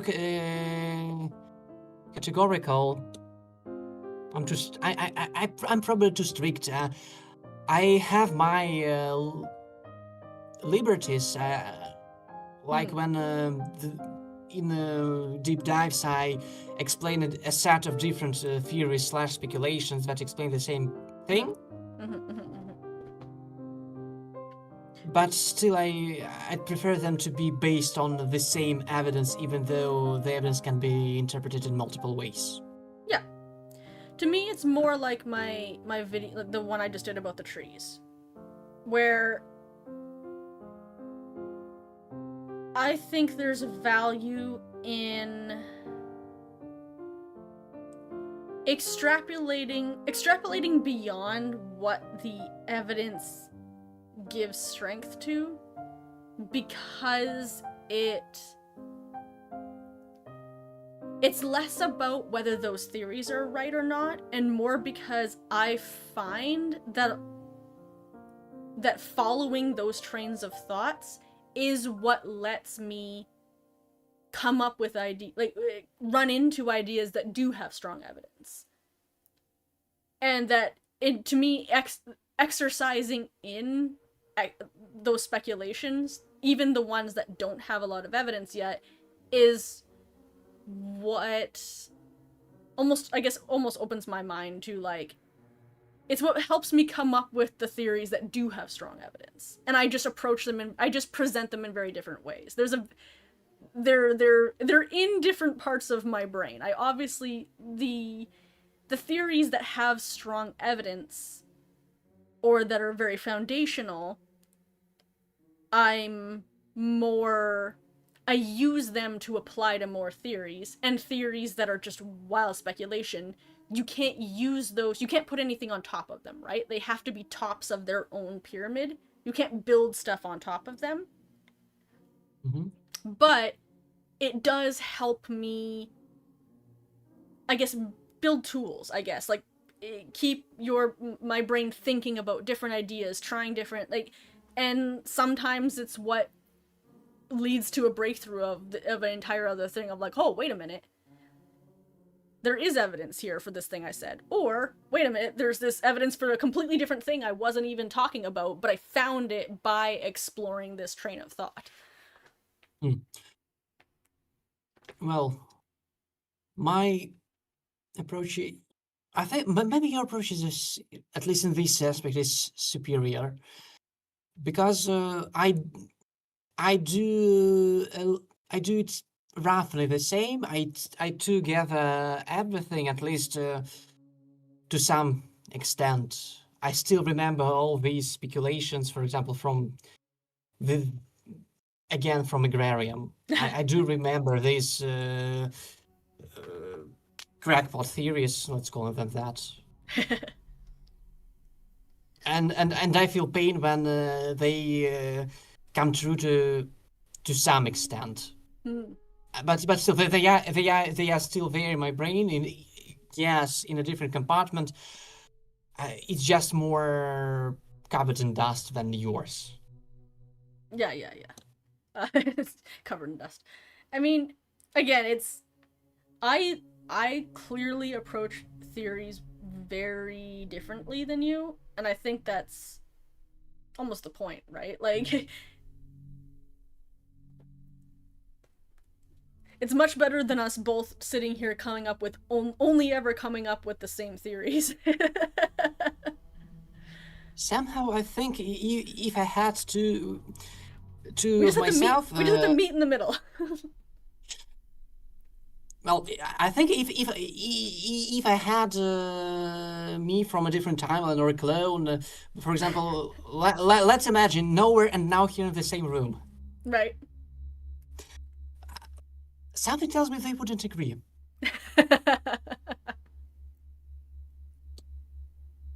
I'm also just the unapologetically optimist in our theorist group. I'm on the exact opposite end of the spectrum of, like, I'm never I'm almost never critical, even when maybe I should be. Just because I walk around like a child in a candy store, just being like, oh, excited about every damn thing. You can't take me down. I'll live up here where everything is Everything is perfect. All right, so the two final topics, if we go through them, one is easier. How do we rank this game? We've been talking about it. Hmm. And my personal topic I'm very conflicted about is if we don't go for the release order. Right. I personally have my own order I'm trying to maintain and Yeah. write games into.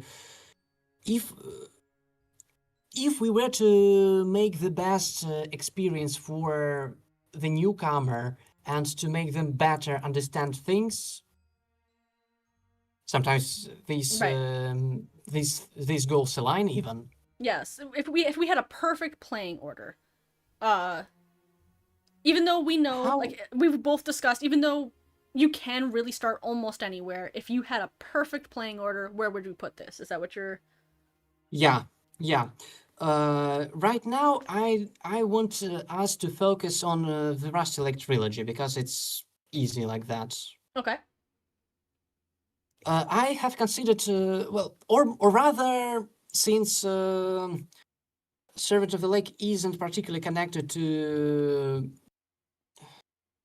Paradise and and probably Hotel. It's about the order between Roots and Servant of the Lake, and I've seen your video. I know your stance, but maybe if I present more things I have noticed, maybe you can add something new or agree. Sure. Yeah. Shoot. As it is now, the release order, Rusty Lake Roots and Servant of the Lake.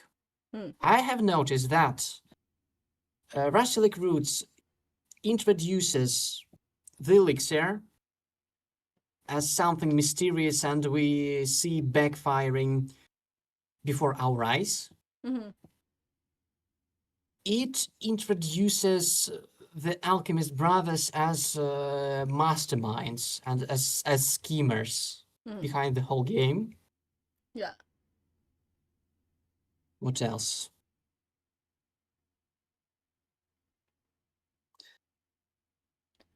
As far as its I, relation I, to Servant of the Lake, that's the two strongest parallels. again? I said, yeah, I think I, that that's the two main things that Roots has. That's relevant to Servant of the Lake. That's the things that it introduces. Is the brothers as alchemy? but in that way, Alexandra feels like an afterthought, which Yeah, she probably is. which she is. Yeah, for sure. Well, I'm not sure she's definitely like that. Maybe there was some draft for an existing character because they said they had this idea since 2016. Yeah, Maybe I not. think. Maybe not exact this one, but rough idea at least. I That do think. they Sorry, go ahead. no. I finished this thought that she's maybe not as big of an afterthought as she seems to be. I think her I think her participation in the story they didn't have planned or like was an afterthought, but I actually think that from the beginning they did have a vague idea that there was a third sibling. I don't know if they had decided whether it was a brother or sister. I don't know if they had, but I do think that from the very beginning I never got the impression, and I know a lot of other people are the same way, I never got the impression that James was Aldous' son. So from the beginning, it was clear there was a mysterious third sibling. What their role was maybe an afterthought, but I think it was pretty clear that James was neither William nor Aldous' child, which by necessity means there was a third sibling. Unfortunately, uh, the guy I mentioned before, Rat, totally would disagree with that. He would prefer to overcomplicate a relationship between Aldous and James rather than introduce a new character. Actually, again, probably it was implied in the old draft that was extracted from the demo by the other guy that James could be Aldous' son, because they were at least based on old voice lines. No, not voice lines, just written lines. They probably weren't recorded. There was supposed to be a woman prisoner with a child. Hmm. I don't know. I have a hard time. I think if they intended James to be Alice's son, it would have come up before now. Which is why most people... There's a possibility they wanted to keep it ambiguous themselves. Yeah, they hadn't decided, so they're like, well, we'll just leave the door open. We'll decide later whose child this is. Oh no! Oh no! These characters are now total monsters. Let's change our minds. That could be too.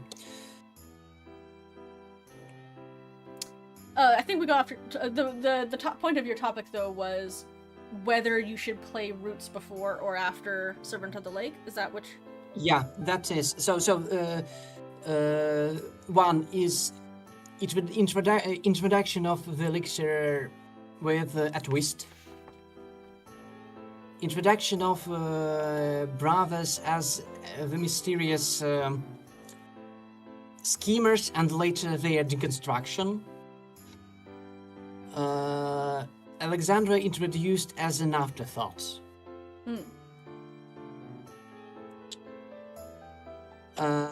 Wait, let me see my notes. And in that way, for example, we lose some suspense from Servant of the Lake, because we know that something will happen to Alexandra, especially with all these prophecies. And nothing will happen to James.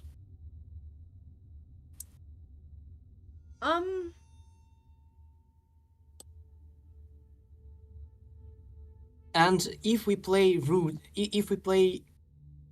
Servant of the Lake first, we, on the other hand, get to see growth of the brothers.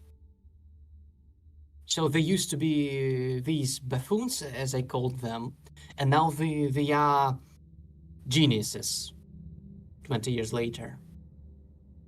We don't really know what will happen to both to Alexandra and James, so the suspense is there.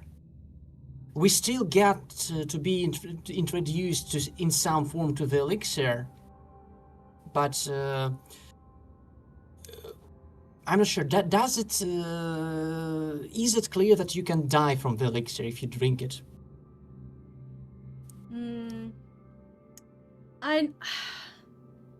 I see. I don't think it's. No, I don't think it's clear at all.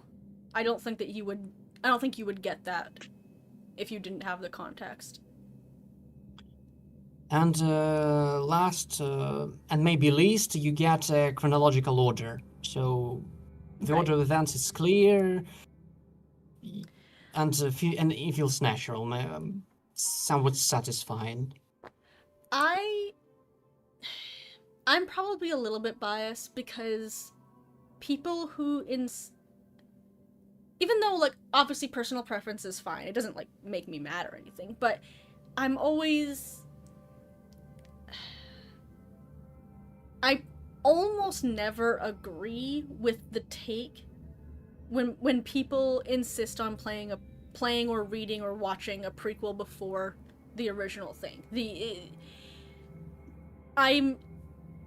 I can count maybe a small handful of times where I've actually felt that the prequel would have been better read before the original before the original As context. as a Because matter of fact, I'm not sure if it counts, but I suggest playing Paradise after Roots in this order. yeah, So I totally agree. From the chronological order doesn't always matter. Sometimes it makes it worse. It makes it worse in Cube Escape case because because you lose the focus from Laura and Dale. The Rustlic trilogy is supposed to give additional context, not take its focus. yeah, So it's yeah, not I meant to totally be agree the with that. it's not meant to be the foundation, it's meant to add context. And I think that is the if we're looking at Roots and we're looking at Servant of the Lake, and if you're asking which one to play first, the first game you play will always be your foundation, and the second game you play will always add context. And I think that Roots is way stronger as a foundational game, and Servant of the Lake is way stronger as a context adder. And I don't think that there's anything about I don't think that I don't think you can't play Servant of the Lake. I don't think there's anything in Servant of the Lake that you need context for in order to play. I think I disagree with the idea that you would get that you would add the suspense that something could happen to James. Maybe just because I don't think there's any universe where I would have played that game. I would have been astonished. I would have been really, really surprised, even if I had never played a Rusty Lake game before, if something had happened to the baby. Just because that's really I uncommon. know I So know, but I don't think that suspense was I ever agree, going to but be there. it's not that much it's not as much rational than as emotional or I don't know.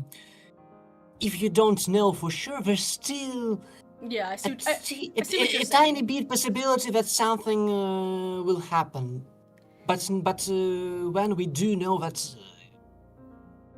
he's perfectly fine, probably not even probably not even traumatized. He comes back to that house, okay. I think it took some of my worries in the end.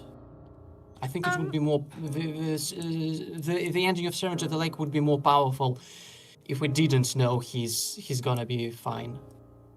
I think for myself, I went into it feeling like she might perform a ritual because his children are so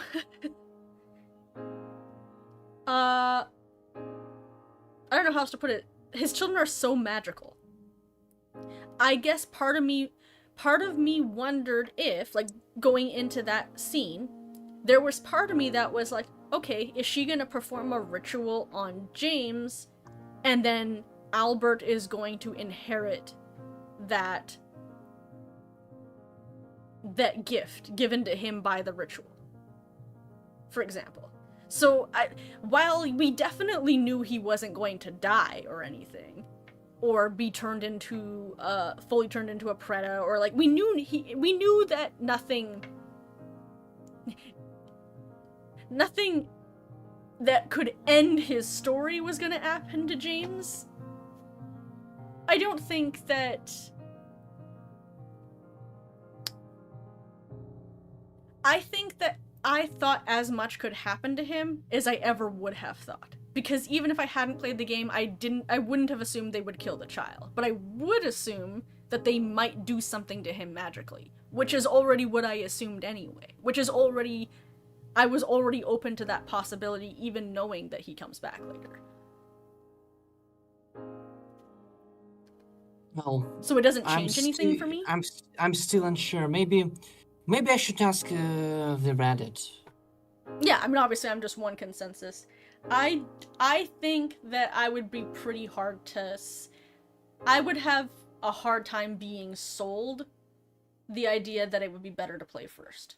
It would have to be a hell of a sales pitch because I all the things that I think are strongest about that game are stronger with context. And I think while there is the argument that there are a few things you could gain with it being first, I think you lose way more than you gain. Can you please bring up some examples? Because Uh I don't remember specific takes from the video, unfortunately. I think that um I think that you might gain some more concern um for James, and that like that's I think that's a valid uh argument. But I think you lose the if Aldous and William are strangers, then their tension is significantly dulled. I think it is I think it is written for that tension to be exemplified by the fact that you know how close you thought they were. So the Mhm. surprise and the subversion of the relationship you thought they had makes the tension between them very well executed.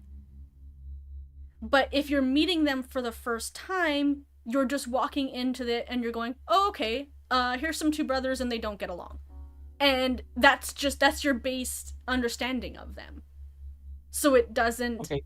add anything. Yeah, I get it. Uh, Anything else? Just curious. Um, I think that the reveal of Harvey is virtually meaningless if you don't know who Harvey is. Well, for that we play Hotel first, so don't Yeah. worry. Uh yes, sorry. I'm just trying to think of sorry, I got caught in the head space of playing it first rather than just playing it after Roots. I see what you're saying. Um for Roots specifically, I think finding out um that the brothers like your observation that okay, the brothers had these prequels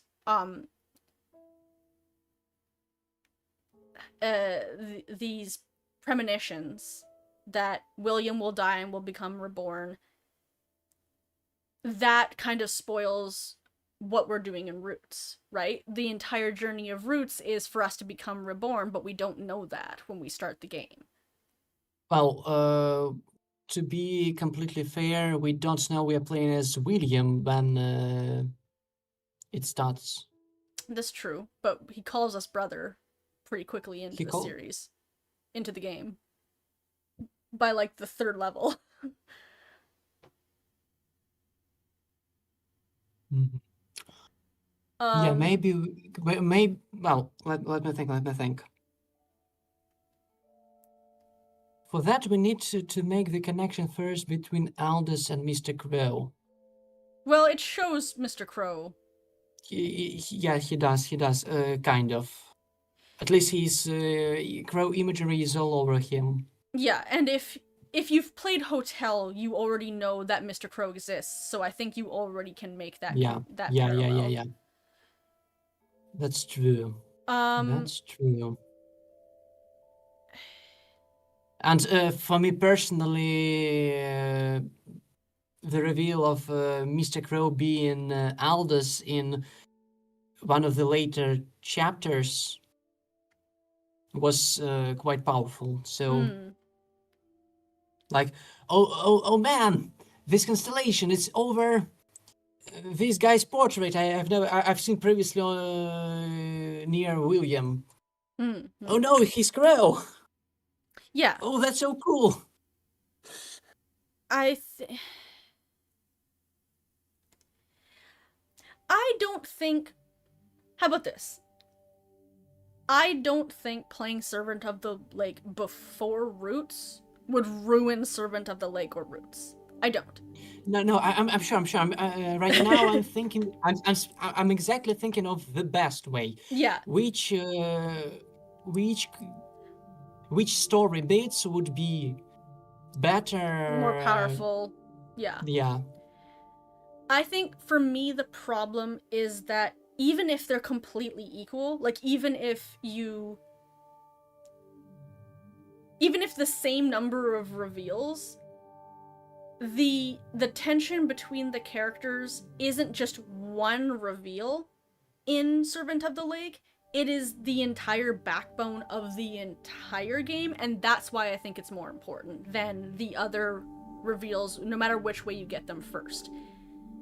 Whether you are learning like that you're Harvey, or whether you're learning that Aldous is Mr. Crow, or whether you're learning that like all of those things, or whether you're learning that William will be reborn, whichever order you learn those things comes secondary to the fact that every rather than being one moment, the baseline vibe of Servant of the Lake is all built on the character dynamics of the three siblings, of the two you thought you knew and the third one that upends the dynamic. And that particular subversion and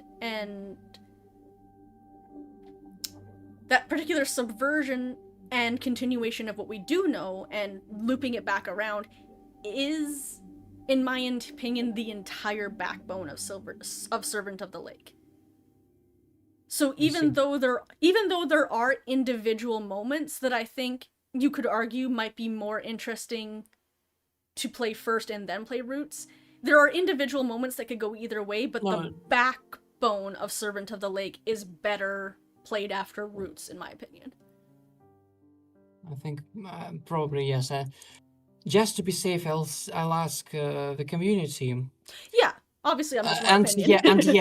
The Mr. Crow calling the player brother is well,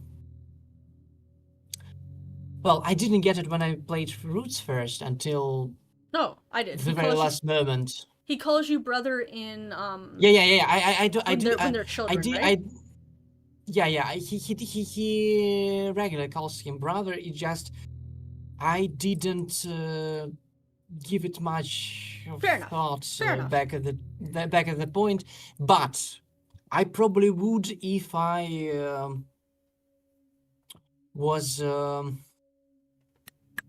was playing it after Servant of the Lake, and I did make a connection that Aldous is Mr. Crow, and I did memorize the prophecies. Yeah.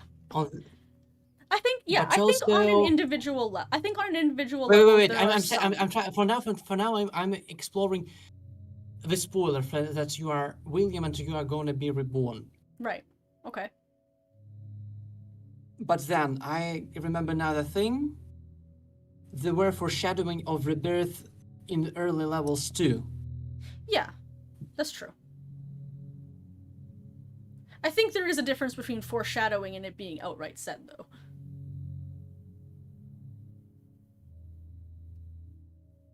Well, technically speaking, these prophecies are kind of foreshadowing too, because they are not very specific.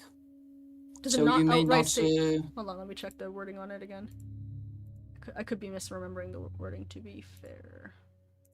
I want to make sure... Yeah, it says that he will die and be reborn to become more powerful. Yeah, I think that's pretty explicit. It's not really foreshadowing. It just says the sentence, "You will die and be reborn." Well, I'm still hesitating. Yeah. I think it's fair. I think it's a fair argument that that wouldn't really matter. And I don't think it does. I think all of my points about the And well, reveals are secondary. and another part I'm conflicted about is here there is probably the conflict between understanding and storytelling, Yeah. Yeah. because the I I wonder if it's that big, because It's not. I don't think it is. I think if you prioritize understanding as soon as possible, you'd play Servant of the Lake first, then Yeah. Roots, Yeah. and you understand that you are playing as William right away, and you'll be more comfortable with that. But probably for me, it's not important to understand that right away, but to understand it eventually, Yeah. not within this very game. Yeah. So then since this one is fine, then the drama takes the precedence. Yeah. I think for reveals and lore and understanding, I think you could go either way. I think Servant of the Lake would have cool reveals if it or I think Roots would have cool reveals if you played Servant of the Lake first. I think Servant of the Lake has cool reveals if you play Roots first. I think that goes both ways. But I think those reveals are secondary to me than the storytelling and the vibes of Servant of the Lake. As far as play order, I mean, I think that Yeah. that's the stronger piece of Servant of the Lake. All right. I appreciate your input. You you have really articulated to me what I didn't grasp.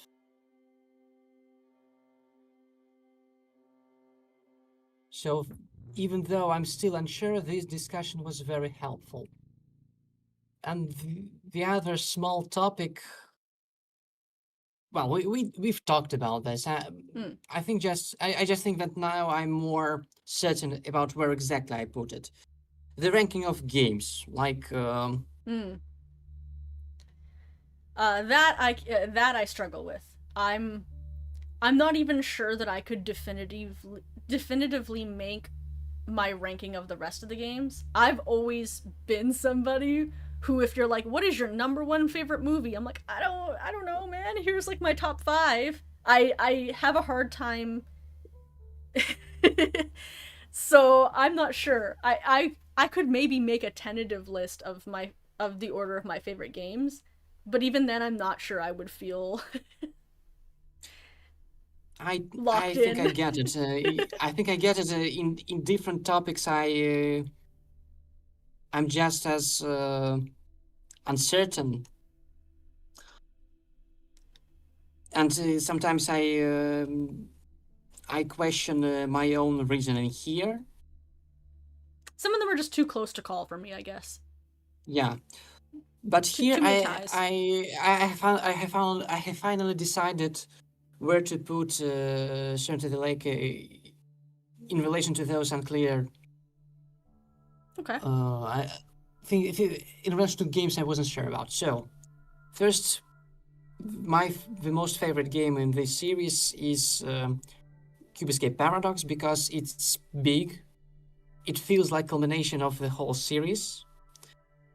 It has a mysterious Yeah.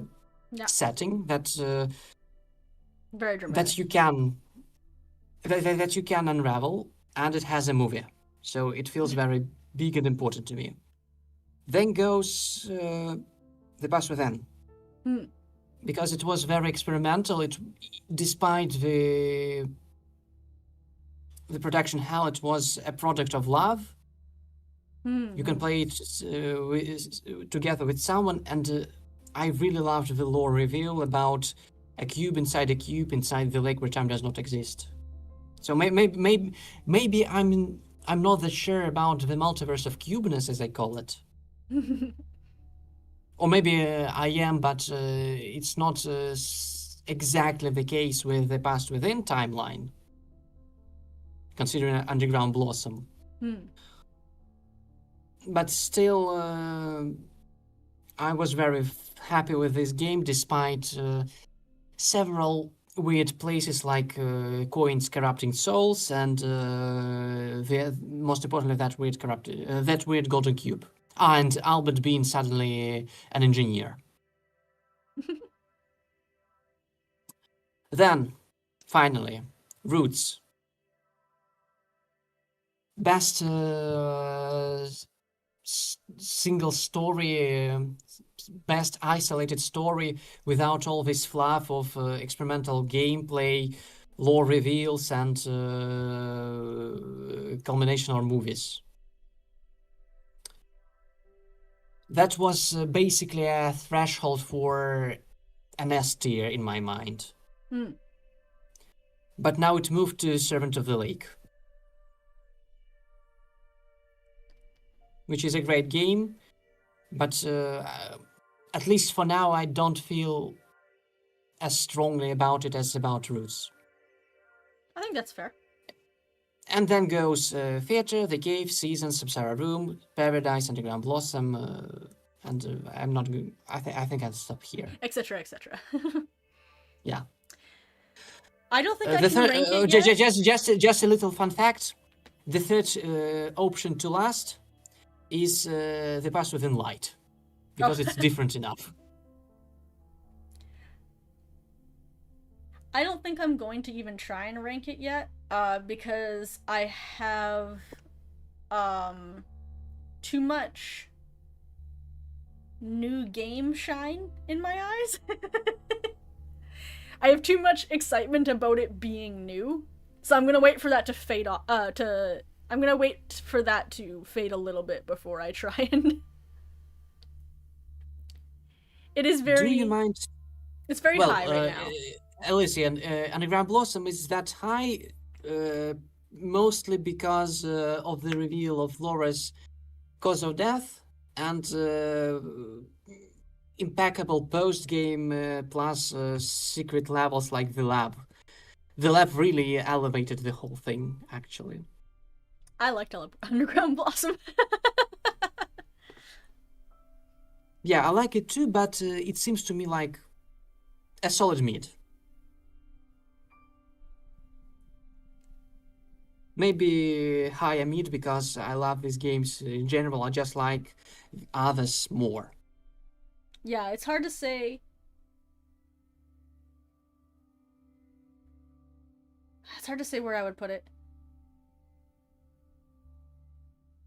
Yeah, but you're kind of a little bitch, Elysian. You complain about everything.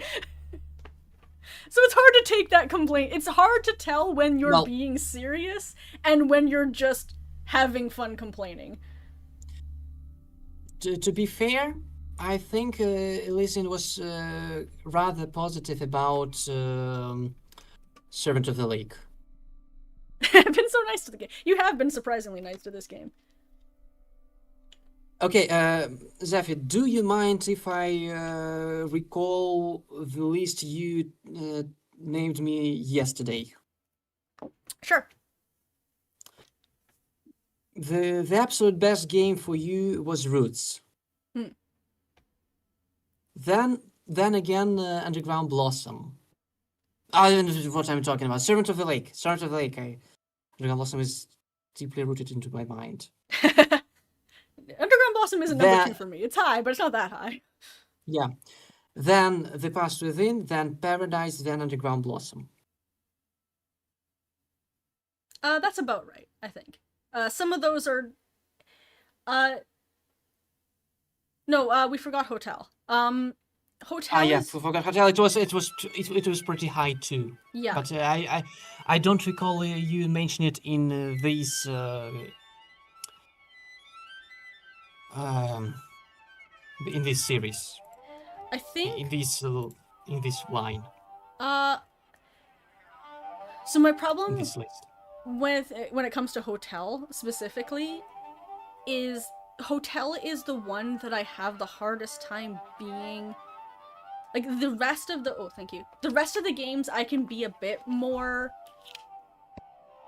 fair about how I rank them based on their story and stuff. But Hotel is always going to end up with a fair bit of bonus points for being like my first one.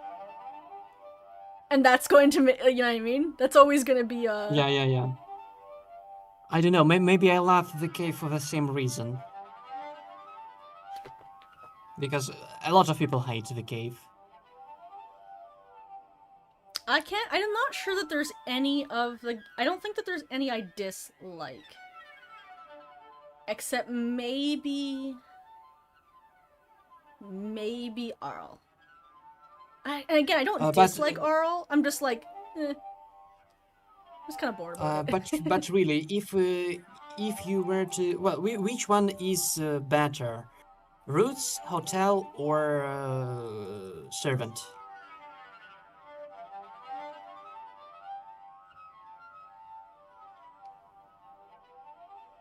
Ah. I think Roots still wins. And the other two? I think Servant might beat Hotel. Okay. Because Servant has the.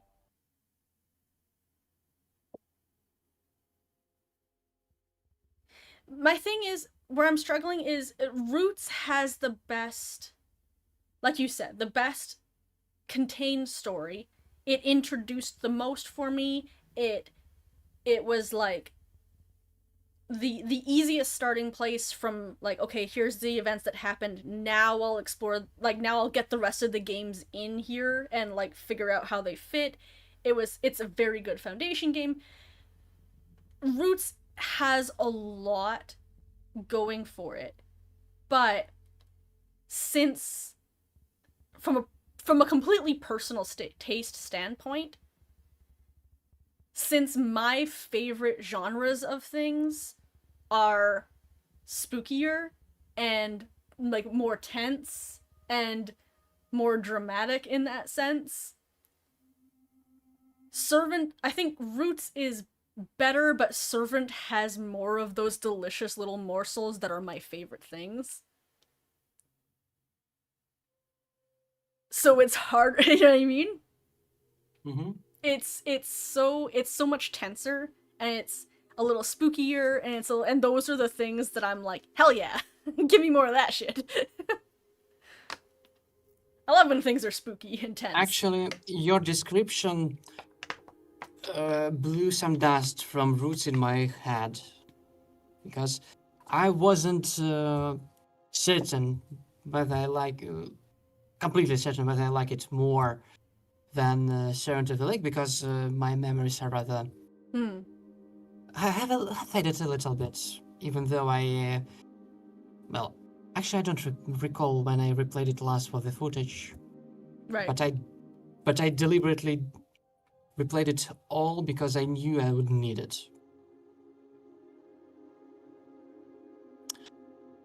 But now I remember. Thank you. I reminded you of your opinion. Yeah, well, Wow, that's pretty cool. I'm just being a smartass. why you deserve this. Hello, kiosk. Unfortunately, I think we're probably wrapping up pretty soon. It is really late. Where now here is. Yeah, we can do it right now. I think, unless we have something to say as a conclusion.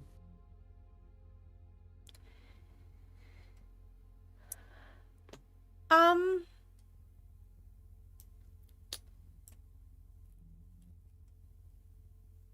For a conclusion, I think.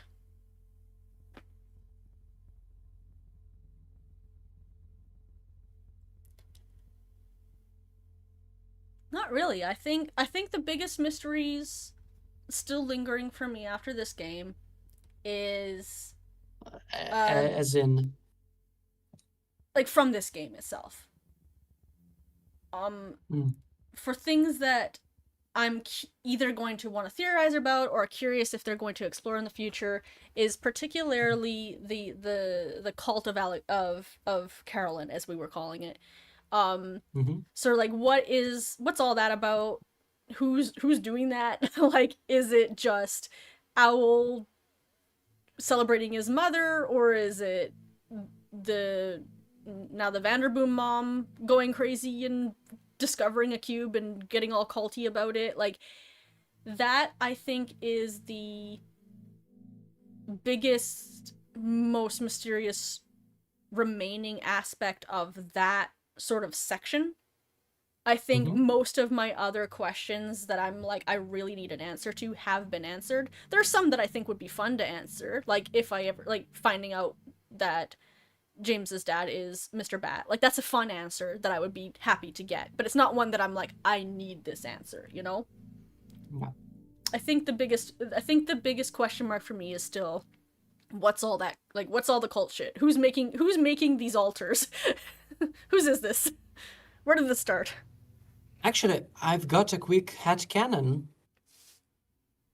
Kate, in the end, Kate got out from the estate, left that job, and raised James elsewhere. That could be. Because he left and came back, and we don't know who raised him, but it doesn't seem like it was Aldous. Or excuse me, Aldous. Yeah, totally not. Totally not him. Whoever it is, The, don't co- the stop. I love coachman the Pickles. coachman gave me an idea that Mr. Owl could be involved somehow, but I would prefer Kate doing that because Yeah, I think it's she's basically his aunt. yeah. And you know what? I like that because there is repeated imagery in the game as well of her worrying about the baby and like taking the baby and be like, okay, I'll take care of him here. I'll hold him. Oh no, the baby's crying and it's freaking me out. Like, she's kind of the only one in the game who's constantly worried about James. So it's a good call out. I like that headcanon. Yeah, but unfortunately, she probably doesn't know that they are related. That's true. Yeah. If she does it, she does it just because it's a baby who's in need, and I think that almost makes it Even extra better. special. Yeah, like that she was just like, well, somebody's got to look after this baby, and it's not going to be this psycho family, so I guess I'll do it. This baby does not need to stay here. I am taking this baby and I'm going home. You guys are grounded off this baby. Yeah, and eventually Mr. Owl finds him and rats him out to the brothers, so they Yeah. Yeah, they just stay take out of. back into their schemes, Yeah, they. even though he probably would be fine with that. Yeah, I think it's honestly not a bad headcanon because it does seem like he was fairly out of touch, and then he suddenly got a letter out of nowhere that was like, hey, yo, you have a house. Come get it. That's fun. I like that headcanon. If we don't find out anything else, I'm totally accepting that into my fan lore. Great. That's so cute. Well, I think I know the best finishing words for this. I liked Servant of the Lake. It was a great game. Me too. Good game. Good game, guys. And maybe the next one will be your mammoth.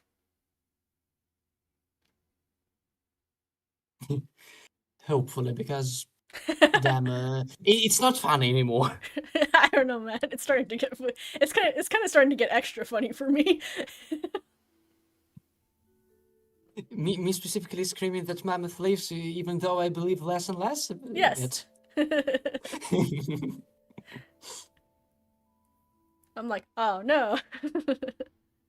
If the mammoth game ever comes out, I won't just get to still keep hearing now here loses mind over the mammoth game. Drat.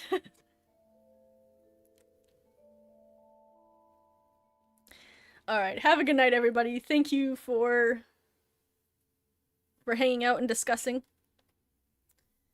Yeah. And remember, buildings burn, people die, the internet is forever, and question everything in Rusty Lake. Question everything in Rusty Lake. Good night. Bye.